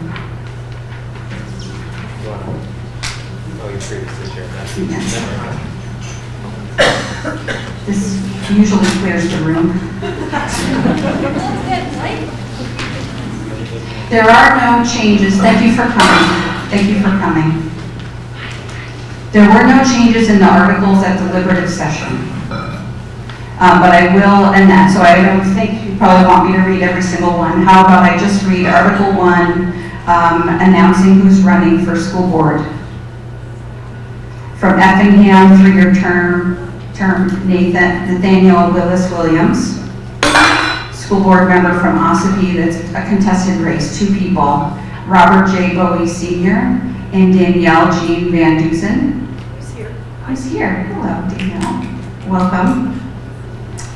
And for school board member at large, Brody DeShays, uncontested 3-year term. And our school district moderator, 1-year term, Caitlin Murphy. Keep going. Last in superintendent report is a transfer request.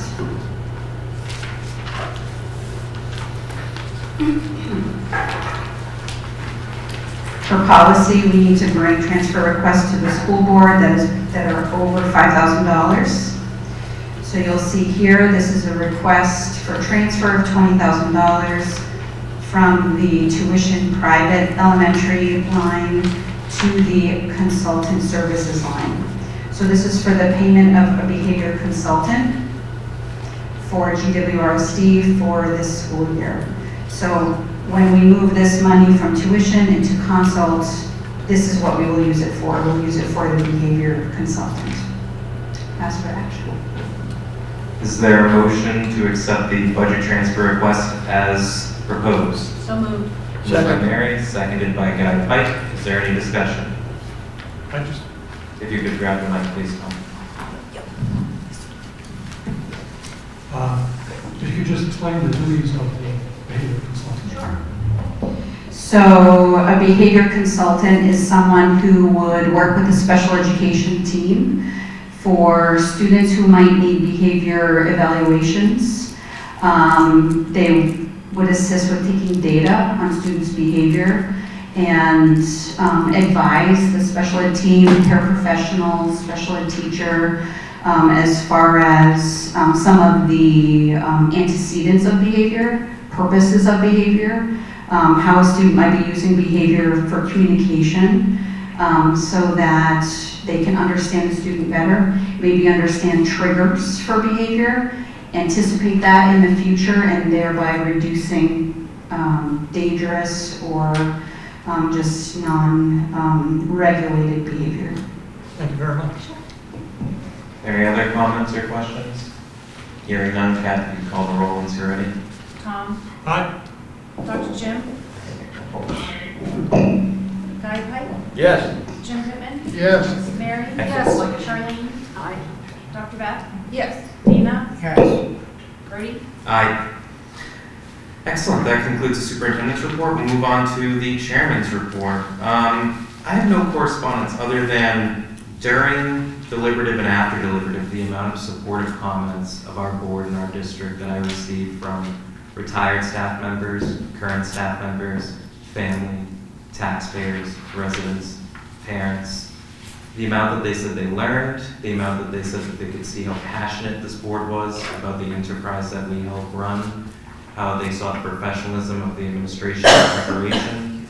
I was pretty surprised with the number of comments I got. I don't exaggerate when I say it was upwards of over 15.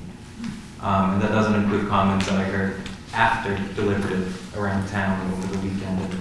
And, so I just want to say, people see the hard work that we do, and that deliberative session was, I told my mother-in-law, mention her again, I said, yeah, we went 4 hours. She said, that's about twice as long as it took to get the Kingswood project, the complex, approved. So it wasn't an easy one. You missed a real doozy, guy, I'll tell you. I wish I could have been there, but the circumstances dictated otherwise. I did. I didn't share with you, but yes. And I know, but yeah, so, and that's good. I feel like there was a pressure event and there were a lot of things going on Facebook, and once we were able to clarify, even if they still won't support the budget, some of the naysayers out there, they saw that we were prepared for them. They saw we were ready to justify it. They saw that we were not blowing smoke around the room, that we were there to be transparent, clear, and to educate and to gain support for the budget. So, I'll be out hammering the pavement, going to the candidates' nights if available, or as long as they don't conflict, and trying to make sure that we get this budget passed, because the variance is the smallest I've seen in so long, and I know it's a big number, but, I guess we got big things happening, and so we'll work our hardest to try to get these fixed costs down in future budgets, and we're working on it. So, I'm excited. Scared but excited. That's my correspondence. I'll move on to committee reports. First, we have academic affairs, Charlene Seibel.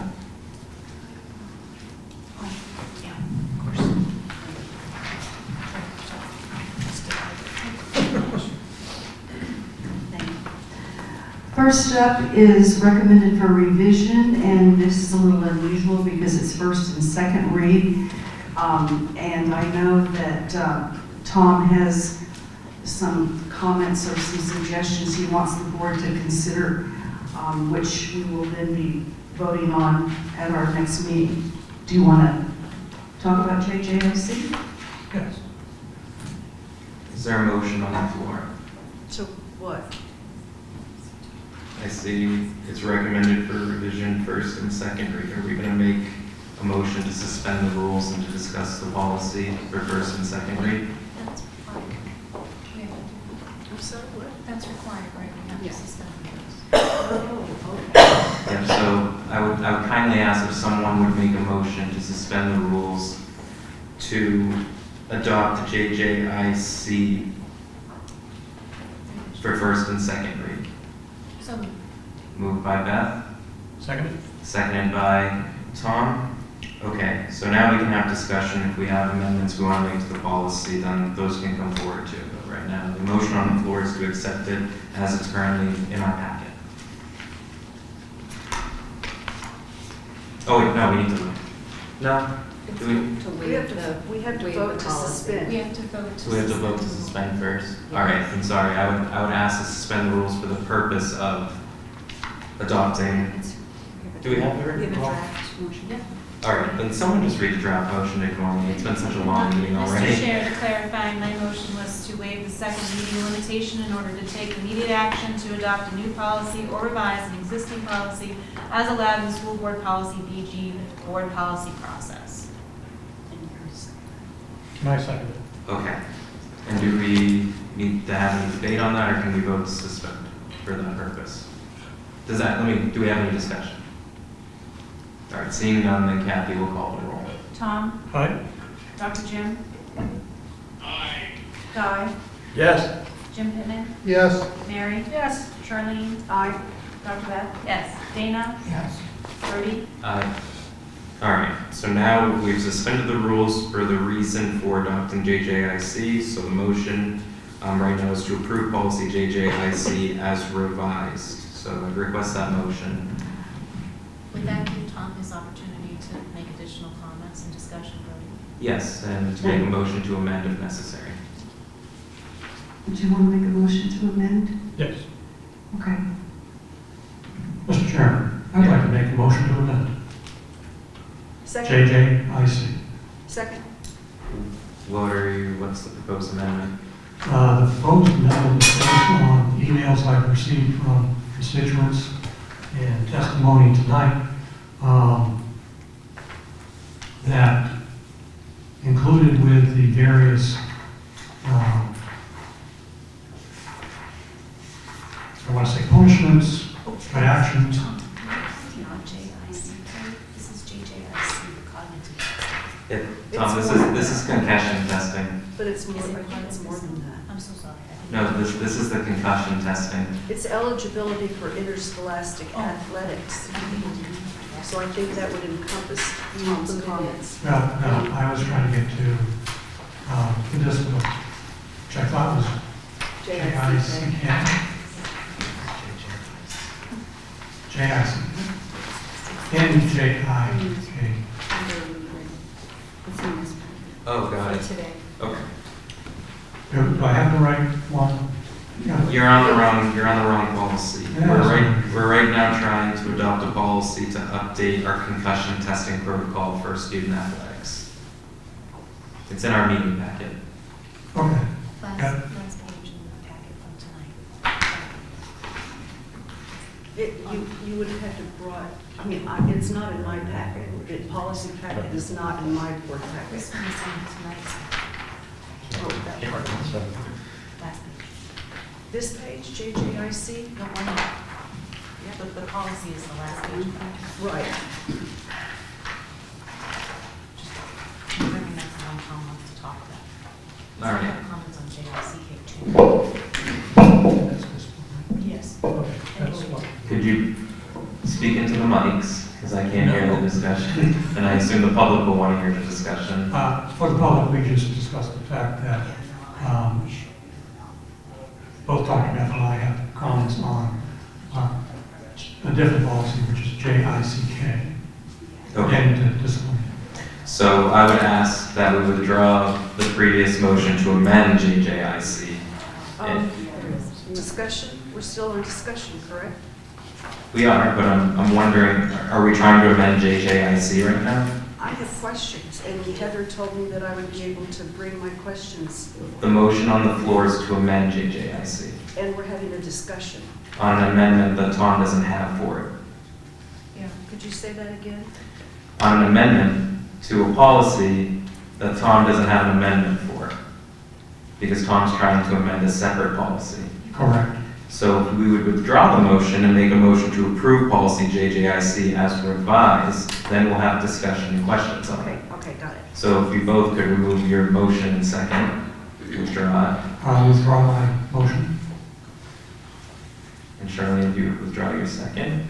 I will withdraw my second, and Okay. then we'll have another motion, and we'll discuss JJIC. All right, so is there a motion to approve policy JJIC as revised? So moved. Moved by Guy Pike, seconded by Dr. Beth. All right, now you can ask questions and have discussion. Is there any questions or discussion on JJIC as revised? Dr. Beth, go ahead. Stray apostrophe, that's all I have to say. There's a what? Stray apostrophe. Where? In the word protocols. Okay, so we'll make that grammatical mistake. Is Oh, there no, any- never mind, I take that. Nope, she takes it back, so there is no stray apostrophe. Is there any discussion of the policy? Yes, Charlene. I have a couple of things. Let me pull up the email I sent to Heather with my questions. Oh, sorry, not speaking to the mic, okay. The email I sent on January the 27th with questions. My first question is, how do the two baseline concussion testing protocols differ? And I think you answered the question to the extent that one is only required every other year, whereas what we currently do takes place every year, and it's for all middle and all high school students. Yes, before every season, so 3 times a year. Okay. I was wondering, another question I had is the protocol recommended by the New Hampshire School Board Association more accurate and/or reliable and/or up-to-date than the protocol currently used in the GWRSD? No, that's not our understanding. When, to be clear, the reason I'm asking for this to be revised is when this policy was brought forward to you by me, I took the School Boards Association sample language saying must use impact testing to mean that was part of the new requirement. And in following up with Will Phillips, he apologized for the confusion. He used impact as an example only, and it is up to districts to determine. And so in speaking with Alex Drea, when they brought SWAY testing to the district, they looked at impact in SWAY. SWAY is more, obviously the more frequent testing is important. They also test balance with SWAY. It takes about 2 hours for impact testing to be done for a team. He can do an entire team in under 30 minutes. It was twice as expensive at the time that we brought it into the district, and they are finding it very satisfactory for handling the health and well-being of our athletes. And I'm simply trying to correct an error that I made and bring it to the board, and I apologize. Thank you for the answers. Any further discussion? Yes, I would like to,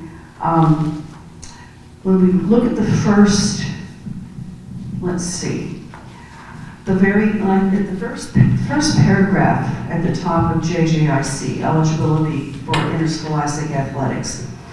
The second sentence states, students shall be allowed to participate in school-sponsored interscholastic sports based on their physical condition, skills and desires subject to appropriate non-discriminatory selection procedures such as tryouts, fitness tests, etc. And I know that we have, in many cases, overlap between various policies. And I know we certainly have a policy JK, which one is it we're looking at? JICK, people say, JJIC. JICK is our anti-bullying. yeah, that's later, people safety and violence prevention. I would think it would be very helpful based on all of the public input, the emails I've received, the various things I've seen on social media. I think it would be very important for us to include a piece that in order for students to be eligible for interscholastic athletics, they do not have any records of suspensions or other infractions, and that if such an infraction occurs, I think it would be a good place to incorporate, for example, I think someone mentioned a 30-day suspension from extracurricular activities. I think it might be important to incorporate that into this policy as well. I don't have the wording, but I think that I'm perfectly fine with using the sway testing, and I'm glad you clarified. I really appreciate that. But I think that one step that we can take as a district is to make consequences more impactful on students so they will think first. And for example, if we have a zero tolerance policy regarding our schools, that should extend to extracurricular activities, and the removal of a student from extracurricular activities such as interscholastic athletics for that kind of infraction, hate speech, whatever you want to call it. I think that should be incorporated somehow in this policy, which is specifically addressing eligibility for interscholastic athletics. Charlene, do you think it would be reasonable to go forward with fixing the issue on the concussion testing and then bringing it back to academic affairs at our next meeting, given it's what you're recommending is? I think that would be appropriate, highly appropriate.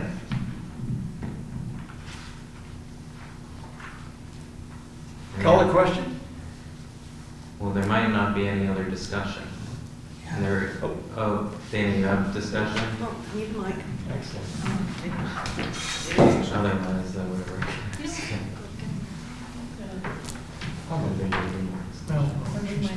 Normally, any student who has an infraction against the rules have already been disciplined and served their time.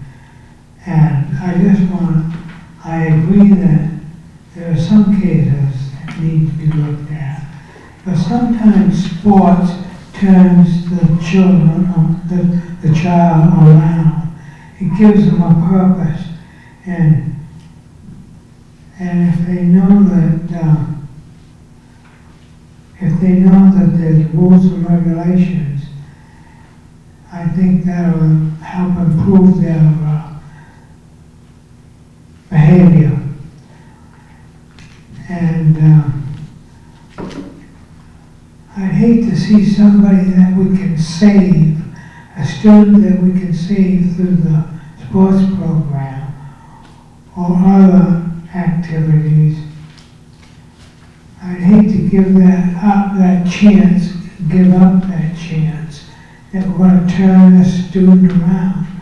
I don't mean somebody that's been convicted in court or I'm trying to think of an example. It would be somebody that comes to school with a weapon, a knife, let's say, and that's taken away. That's pretty severe. I think we just got to be careful on how low we're going to make the bench here, or how high. I know that there's been some pretty severe behavior problems, and the sports program has solved the child's problems. So just think of that when you do this policy. How severe do we want to make the threshold for getting into the sport or keeping them out of the sport? That's it.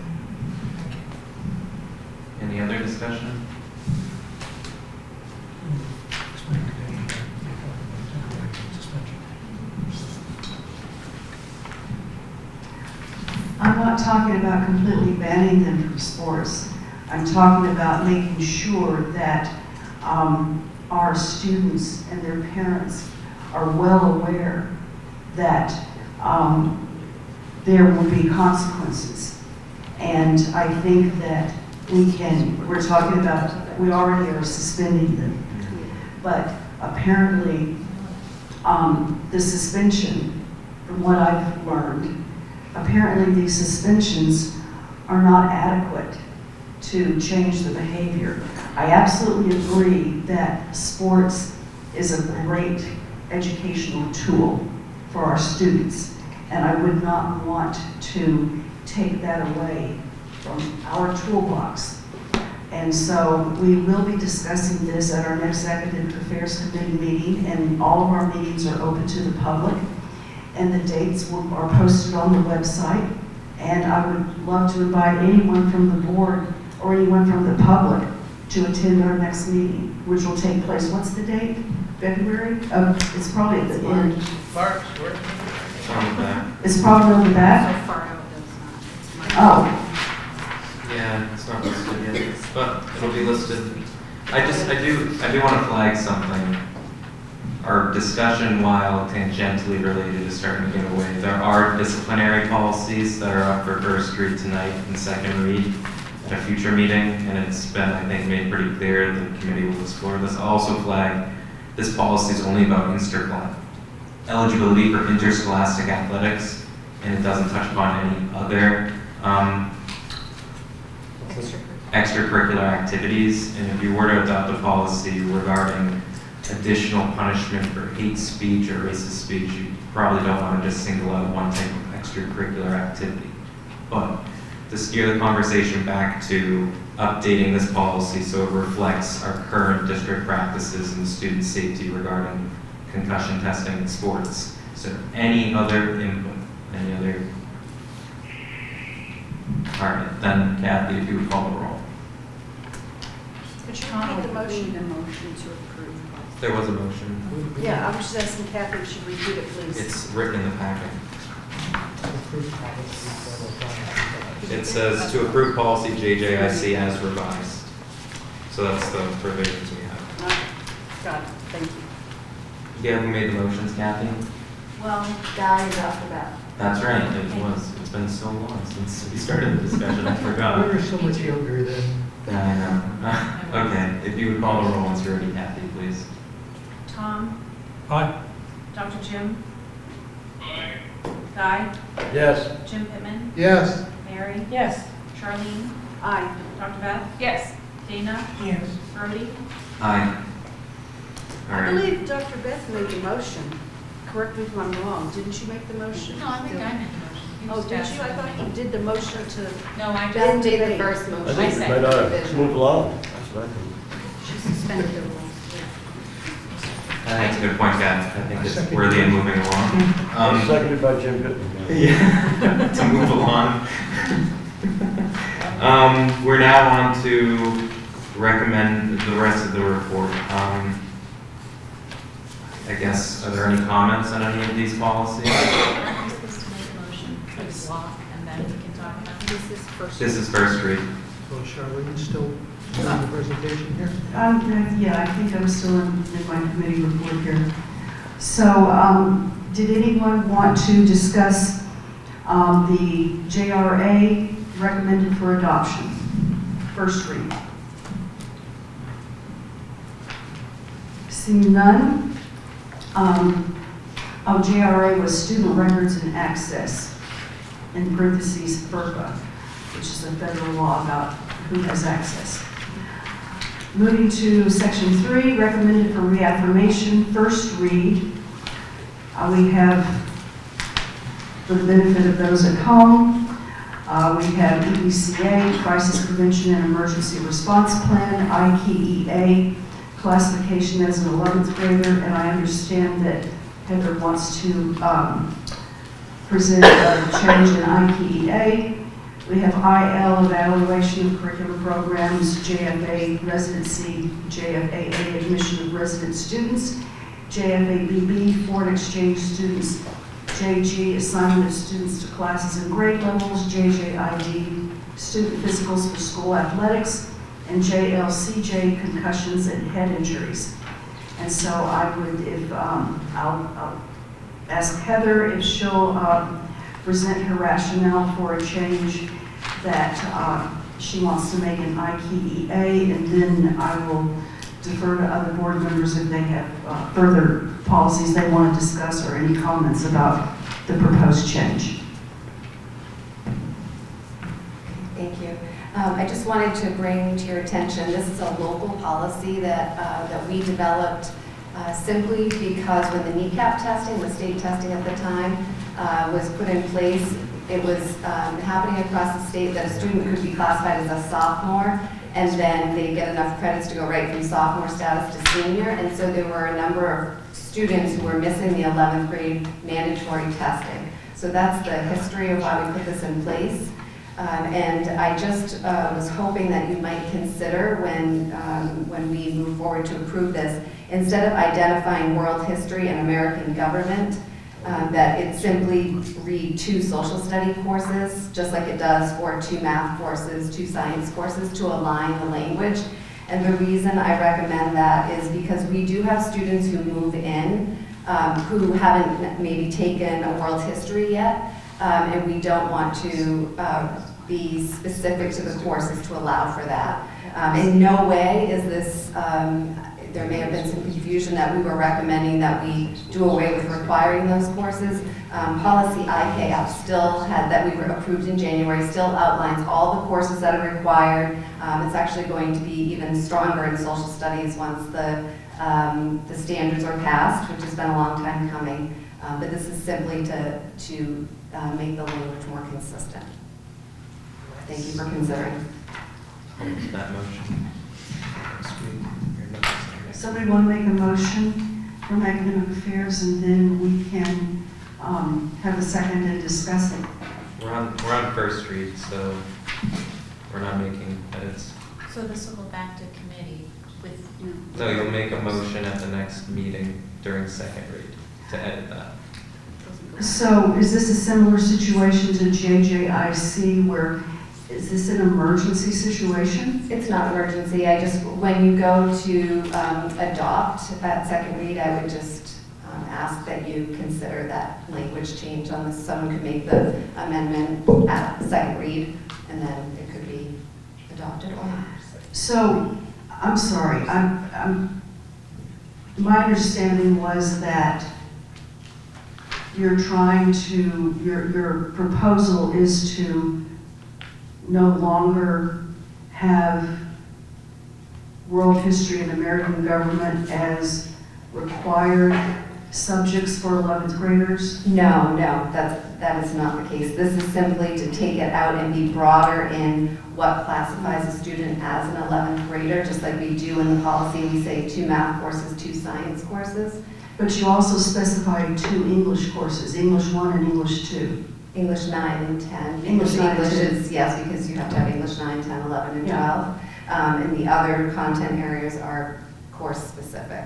And so these are still required classes. If you look at policy IKF and our graduation requirements, those are still there. It's simply taking out the specific course names in what classifies a student as an 11th grader, so that they can then take the standardized test that they're required to take as an 11th grader.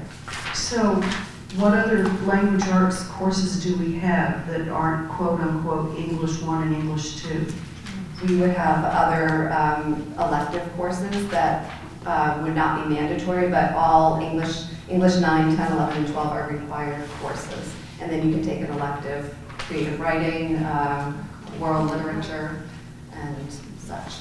Okay, so English 1 and English 9 and 10 are required, but that's inconsistent with our making the science and the math courses electives. That's because English right now is the only content area that requires 4 years of classwork. So you have to take English 9 and 10 in order to take English 11. So a student would have to have passed English 9 and English 10 to be considered and classified as an 11th grader. Okay, but there's still the graduation requirement that 2 of their courses have to be world history and American government. That is correct. Okay, I appreciate that because there were a number of people pushing back because that was not my understanding. So thank you.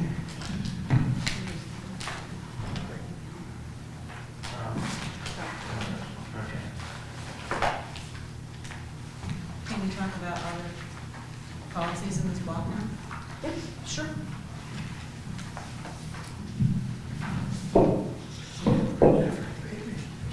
You're not having a vote tonight. I'm sleeping. Just I've already discussed.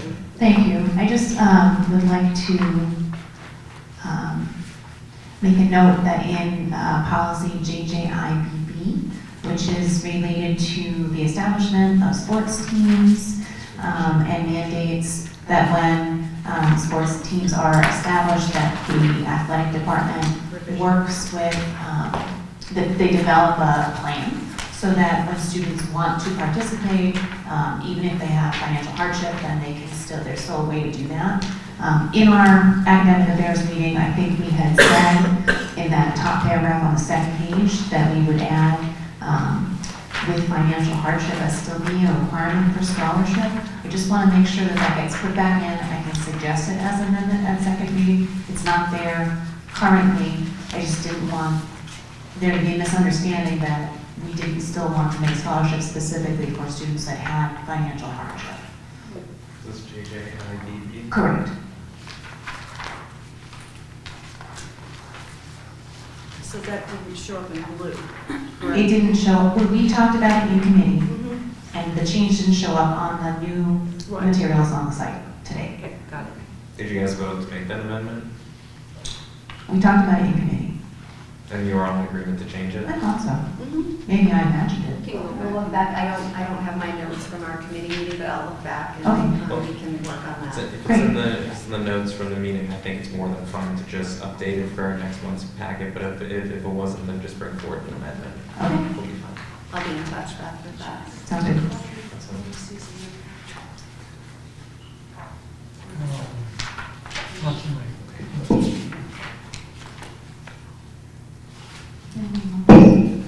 Did you want to talk about GIS again? Not yet, that's in the next Okay. block. Oh, I'm not sure. Still is. Sorry. Thank you for all your comments and suggestions. So, hearing, let's see. We talked about IKEA. Did anyone have anything else on the policies recommended for reaffirmation? The first read. Okay, hearing none, we're moving on to recommended for revision first read. Mr. Pittman, when he was serving as chair, asked me to read all the policies. These are recommended for revision. EDCH, chemical safety and chemical safety plan. That's the one that we removed volunteers from, as I recall. Okay. And then IKE, promotion and retention policy, IKFCL, course load, ILBA, assessment of educational programs, ILD, school surveys, IMAH, daily physical activity, IMBC, alternative credit options, JEB, entrance requirements,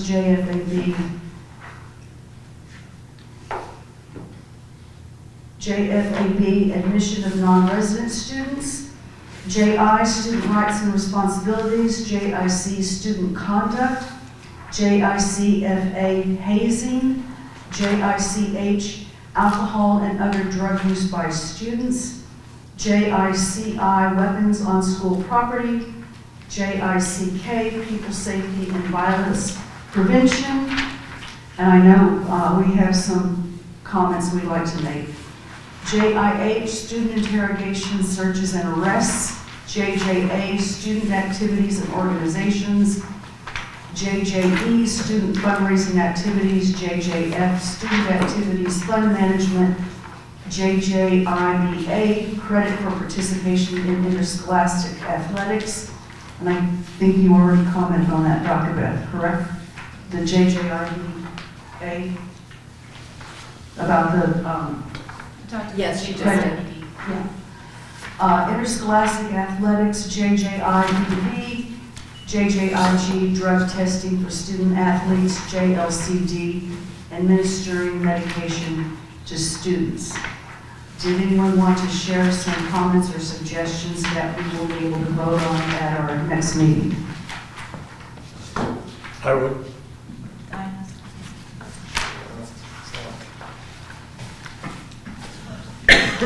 Thank you. Policy IKE, promotion and retention policy.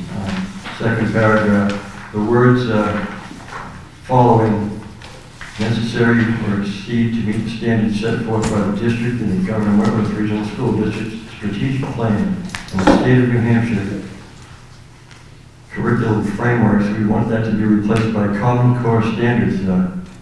Something wrong with our strategic plan? I'd like some clarification on that, if I could please. Good question. IKE. Second paragraph. Second paragraph. I'm sorry, Guy, are you looking for clarification as to why we're changing from curriculum frameworks to Common Core standards? Yes. That's because the state switched their requirements from what they refer to as curriculum frameworks to the Common Core standards 2008 or 2009, and so they've been referred to as the Common Core state standards since then. Beautiful. Thank you. You're welcome. I thought New Hampshire didn't do Common Core.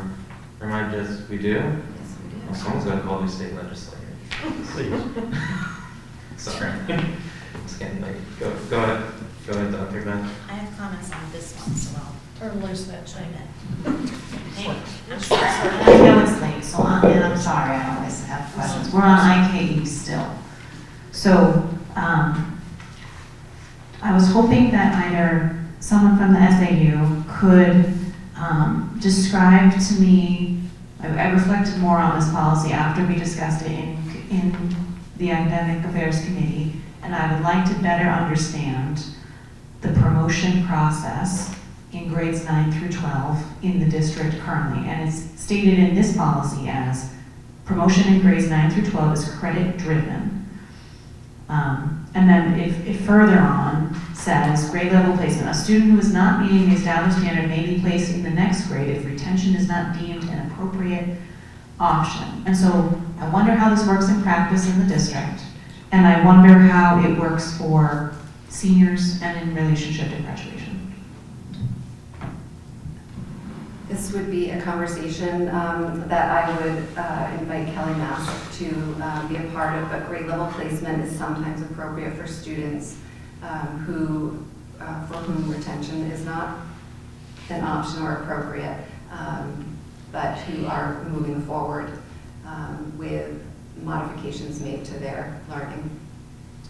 Are we talking like special ed? Such as under an IEP or something comparable? Okay, so not for students in the student body who do not have such an individualized plan? Correct. Okay. Yeah, this isn't like a social promotion type thing. This is when there's a specific reason for moving them forward in their learning program through the age of 22. Would you, for the community, clarify what social promotion means? That's just where there's just a practice of moving kids along with no parameters like this policy outlines. And we don't do that, right? Thank you. Thank you for your question. Thanks for the clarification.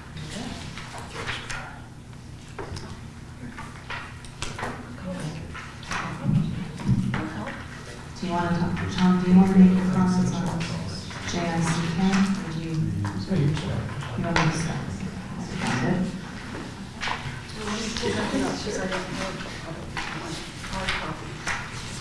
Which one was that, JICK? JICK, yeah. I'm sorry.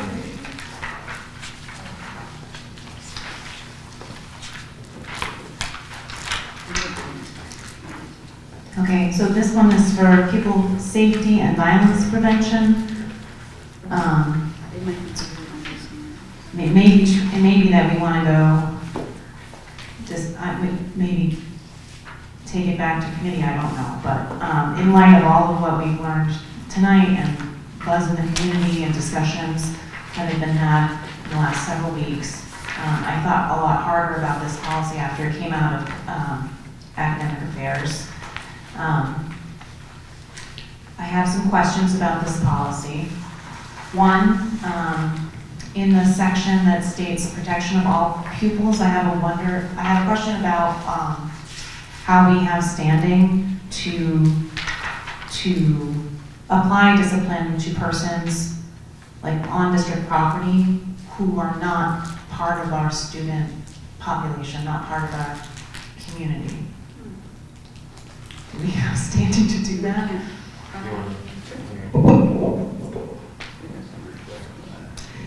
So perhaps in the case of a spectator of a sport, like a visiting, so if we have a visitor on campus, so maybe at a sport, a sporting event or students visiting for some other reason, they have to follow all of our rules and policies.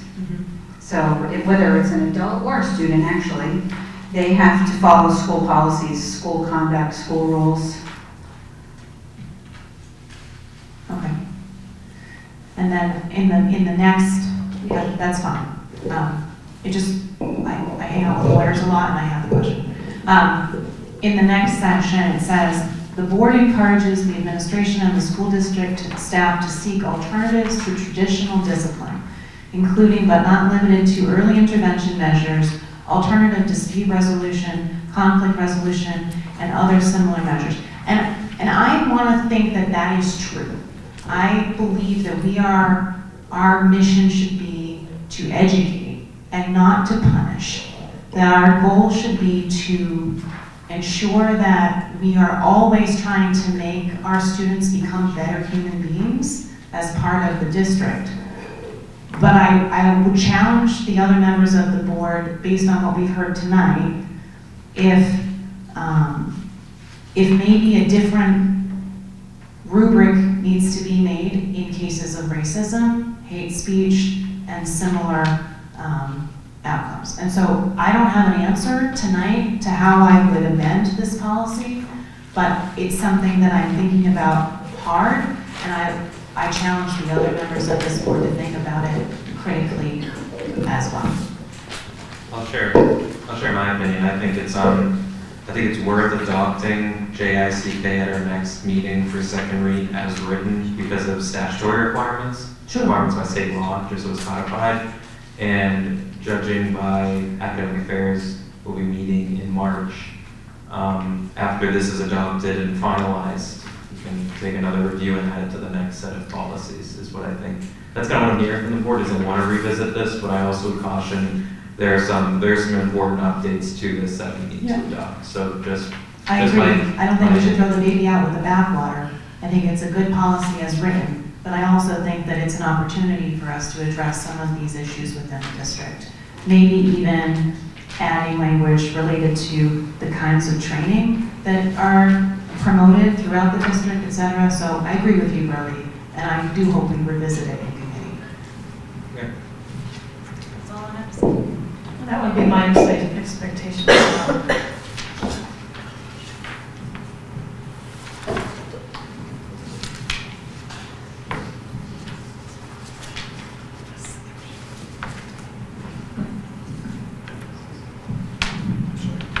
I echo Brody's comments as well as Dr. Benn's comments, and it is important that we have this on the books. It already has some important suggested revisions, and we can certainly approve it as currently revised at our next meeting with a plan to revisit it when Academic Affairs meets in March. And Heather, if you'd be so kind to put that on the agenda, that'd be great. Does anyone have anything else on any of the other policies?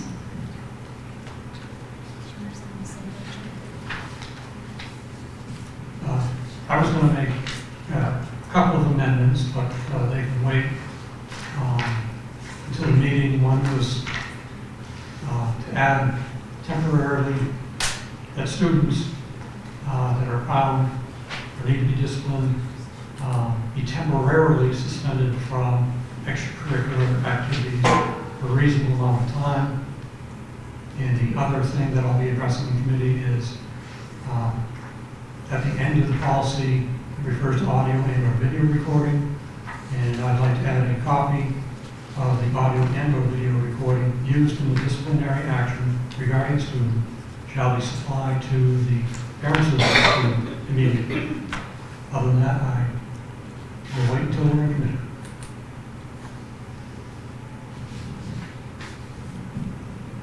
I think those are good suggestions, and if any, and again, we're not voting tonight, we're having a discussion about things we'd like to see addressed in the policies.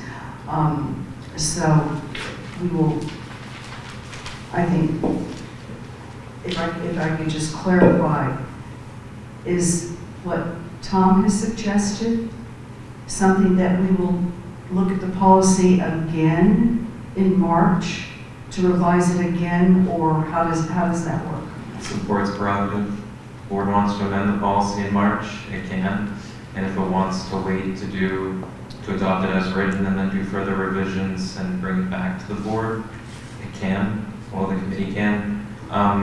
My only comment is to the changes to the capture of audio recordings on school buses in JICK that Tom cited under Roman 17 is to reach out to the NHSBA and make sure that none of the recommended revision goes against RSA 570-A:2, make sure that's in accordance with that, or at least not in conflict. Could you refresh my memory of what that is? It has to do with allowing audio recordings on school buses. It's the policy you guys reviewed, Roman 17. And I don't have the benefit of looking at the actual current policy packet, because the policy packet that includes all the recommended revisions in blue was not part of my board packet tonight, and my printer is not working. Yeah, it's from academic. Yeah, the Academic Affairs Committee was provided with their packets. And I didn't bring that tonight. Okay. That's not. Could I make a recommendation for consideration? Yeah. I might recommend, given that this is written into law, this is a policy that reflects the law, that JICK be adopted as such, and then the board might consider their own local policy that is a branch off of JICK, just as a consideration. Which will take place at our next board meeting at second reading. Will No, JICK... what Heather is recommending is that we adopt JICK as written for second read at our next meeting, and that the Academic Affairs Committee consider adopting our own local policy to address some of the things that have been raised regarding JICK and disciplinary action. Which will take place at our next board meeting, because No, tonight it we're would not- take place at Academic Affairs. You guys would formulate your own policy. I think I think you're answering a question I didn't ask. I'm just clarifying that we didn't suspend the rules for second read for all of these policies. I think it was just for a specific policy, correct? For JJIC, and I'm suggesting that when we have our next, what month is it right now? I've lost my track. When we're at our next meeting, that you consider adopting JICK as proposed, as you see it in your packet. And then at our March Academic Affairs Committee meeting, we talk about the discipline policy that's already in place, either looking at revising that or a local policy that you develop as a board that addresses some of these concerns. I apologize to Brody, I misunderstood. I thought you were suggesting that we approve the language tonight, which No. is my understanding that doesn't happen in first No, read. I said, Okay. Just to do this. Any other comments about the policies under number 4? And finally, under number 5, recommended for withdrawal first read, IMD controversial issues, JEA compulsory attendance age, JGA student electronic communications, and JJG non-school sponsored contests for students.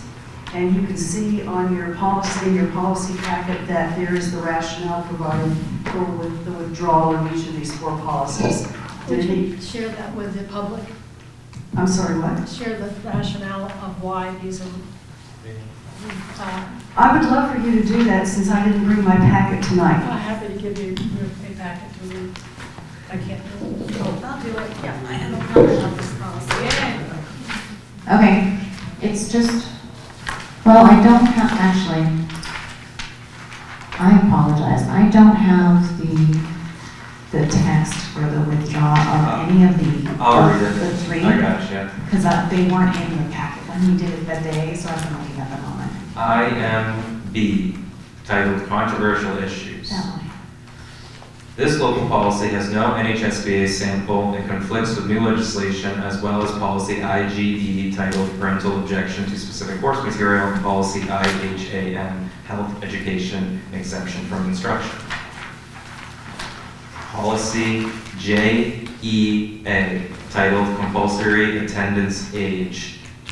Withdrawn. This optional policy is simply restatement of law, specifically RSA 193:1.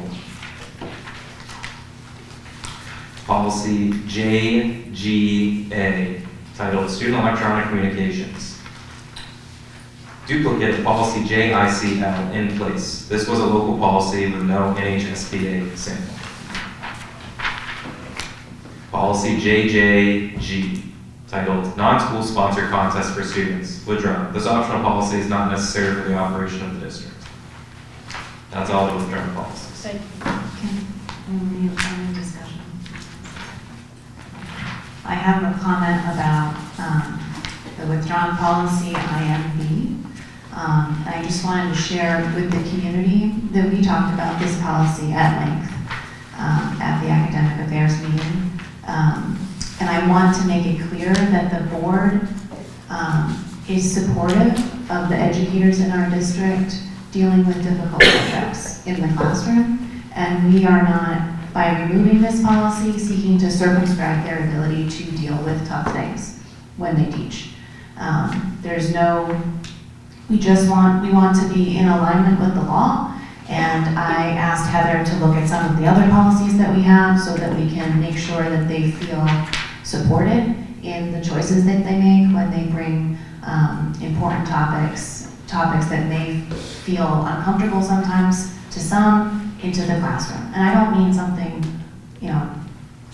crazy or off the wall, but educators should feel confident that they can bring things that are hard to understand, that are complex, that are important to our students into the teaching that they share with them. And that's all I have to say about it. And that concludes my committee report.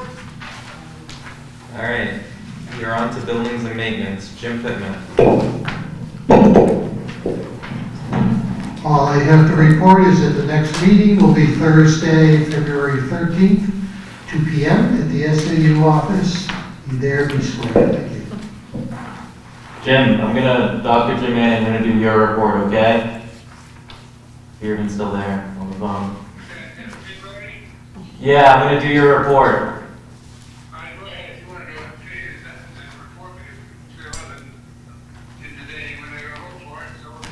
All right, then. What did he say? We can't hear. I know, I'm gonna give his report for him. No, we can't hear what he said though. He said, He has to, we have. give me 2 seconds, everyone, look, I'm gonna give you what he just said, but I'm gonna first do my finance committee report, you're jumping down my throat.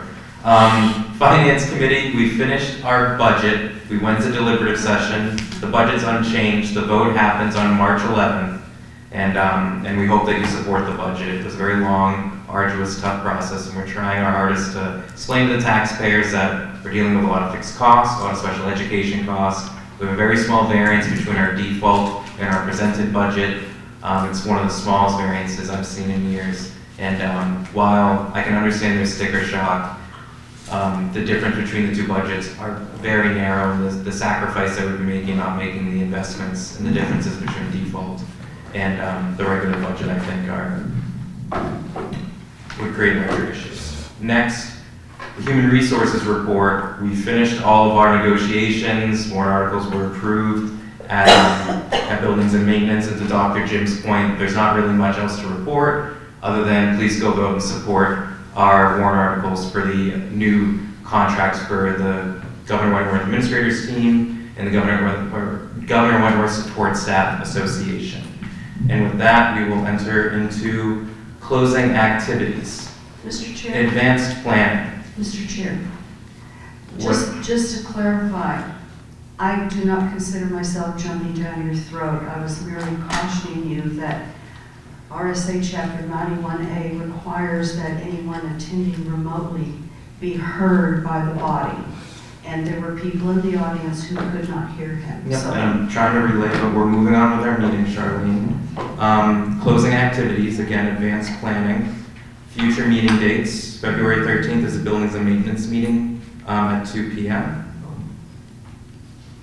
So the lights went off out there. Between February 24th and February 28th, there is no school, it's February break. March 10th is our school board meeting at Crescent Lake School, and the day after, March 11th, is no school and service staff district voting second session. So that's our voting by ballot in Governor Wentworth. And you can see GWRSD.org/calendar for the most current event details. Our calendar is subject to change. And with that, we will have our next public input, 15 minutes, 3 minutes for individuals, unless extended by vote of the board. I ask everyone to be respectful. Don't direct your comments at others in the crowd. Direct your comments towards the board, and please be respectful and don't swear, and please state your name and the town of residency before you speak.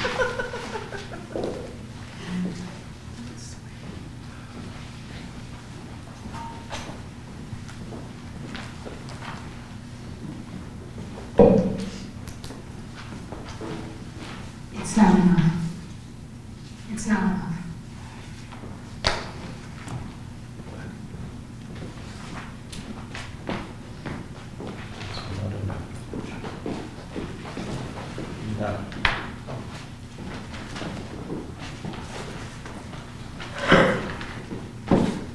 Angel Buzz here, Captain. First, I just want to say thank you. I've heard a few board members already mention this evening that they would like to see some changes into some of the discipline policies. And I appreciate that, and we feel honored. But I did want to say, I don't like this thing. I did want to say that we don't need right now to make change a specific policy that says hate speech. Harassment and intimidation are level 3 offenses. And we don't differentiate with harassment and intimidation between we need a different discipline policy because you've been body shaming somebody, or because you're picking on this poor little girl because she doesn't have the new alternative Uggs that everybody has. There's so many different kinds of bullying. But the policy we do have, although yes, I believe it needs improvement, it does allow for appropriate discipline. And that's what I'm saying is I know that long-term plans are important. I don't have anything particularly, the 5-year plan, it's a beautiful plan, it is, but it's not what was gonna help my children in the last year. So what I was asking for is when somebody finds out and investigates that there was a racial offense, that a little girl was called like horrible explicit terms, when they're referred to as cotton pickers and monkeys and just everything else that's happened, that as an educator, and I've been doing this for 20 years, I can't imagine having the code of conduct and discipline policy available to us in this district that I could sit down and say, oh, that's a level 1 offense that deserves a 1-day in-school suspension. And so when I've been doing this fight, this trying to make progress, this requesting, consultants requesting more discipline, I've been doing it for over a year. And it was just 2 weeks ago that students who posted videos, one, a video of writing the N-word in the snow, the others, videos they took of themselves. These were children who'd been in my home on multiple occasions, with captions, "Black people annoy us," and that sums up our friendship. Well, one of them got a detention, and one of them got an in-school suspension. And I just don't think spreading that kind of hatred gets you a detention. I've seen less get a suspension. And I'm not saying I'm a huge proponent of suspension. We're sending some of these kids home to houses with no food. I mean, I realize we need to look at other options, but the onus has to be on the victim. So should the victim be able to walk into school the next day and feel safe? Should the victim be able to enjoy the school dance and feel safe? Or have to be dancing in a crowd of students who within a week have committed offenses to them, have harassed them, have intimidated them. And it happened a year ago at a dance. So when I look at last year's dance, and then what happened again at this year's dance, I don't see progress. I don't see that when I look at the discipline records that I have copies of that says racial slur level 1, racial slur level 2, racial slur 1 day, racial slur 3 days. There's not even consistencies. So while I agree we need a policy that's more detailed, because I think the policy right now is too subjective and different principals are handling the situation differently. But even with the policy in place, it's inappropriate to have a student threatened with deportation and everything else that's happened and receive so little discipline. And while yes, I see the benefit of athletics in some of my own students, but also, what about the athlete who's being harassed, who wants to step out on the volleyball court and not be surrounded by her harassers? And I think that student has to come first, because as educators, it's not just our job to teach them, it's to keep them safe. I have students who come in hungry and I feed them. I have students that come and need a shower and we take them to the locker rooms and let them shower. And then we give them clothing, all so they can access their curriculum. So it is our job to provide them with safety. And I'm sorry if that means that Johnny can't play basketball, but that's what it should mean. And before you kick me out, because I wasn't watching time. That's fine. Continue. Okay.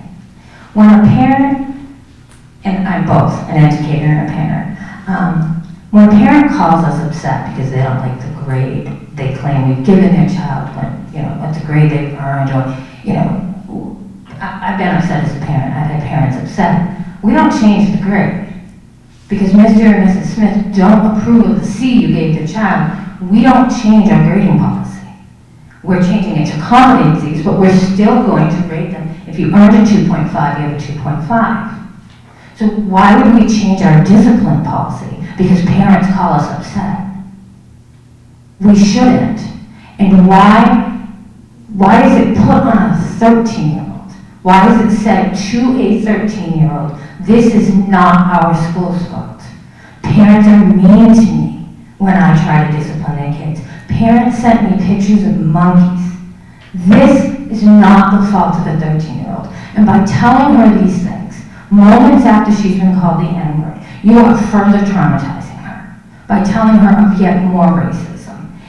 That's not our job as educators. It's not, or administrators. I'm just saying it's not been handled properly. At all. And you will see that when you get the information. And so, do I feel like, yes, there are issues in society and more time needs to be taken and more policies? Yes, but I also know that if something had been done a year ago when I begged and I cried, then maybe my little girl wouldn't be over at a private school. Maybe she'd be with me, because my dream was to come work at this wonderful district, and I was so excited to have my children with me. I drive in every morning with my daughter, Kehlani, and then we were going to have my other daughter, Jazori, and I know my kids are going to be great, and I was even going to sign up to be their class advisor. I mean, this district was going to be our home, and now neither one of my children will be in it, because by the grace of God, my daughter got accepted to Brewster on a full scholarship. And I have to thank the community support for that as well. And when we celebrated and were so joyful when we found this out Saturday, the saddest part of it is that we had to feel relieved. Because I didn't want my daughter to come to the school I teach at. Not like the teachers are wonderful, wonderful. Teachers they've been just so great, I can't even explain. My daughter could get just as good as education at Kingswood High School as she can at Brewster. We have an excellent academic program, we do. But she will be with the same kids almost, what, 8 to 10 of them now, that have used racial slurs against her. And I just think, if you just took the policy book now and said to administrators, like my husband said, do your job. I have to applaud Brian Biegerstock, because maybe it was late, and maybe the issue wasn't addressed before, but after what happened to my little girl, he did more in 2 days at Crescent Lake than the middle school has done in 2 years. And so maybe we could have Mr. Biegerstock go over to the middle school. I don't know the answer, but just something. Please, I'm begging you. My girl has 4.5 months left in this district. That's it. And then she can transfer to Brewster, or she will feel safe. But there are others. Kate Lonnie is heartbroken because she's leaving behind a middle school girl who's black just like her. It's the girl everybody mixes her name up with because she's leaving her to this. She's like, I feel so bad. I can't take her with me, Mom. And we have a responsibility to that other little girl. And I'm sorry, I went over my time. Thank you.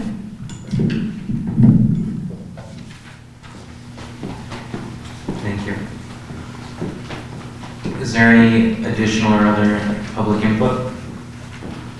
Seeing none, I will entertain a motion that we go into non-public under RSA 91-A:3, Roman 2, for personnel and legal. It I'll just make that says motion. It's not on the agenda, just personnel. I said legal. Guy made the motion. Is there a second? Second. All right. Is there any discussion?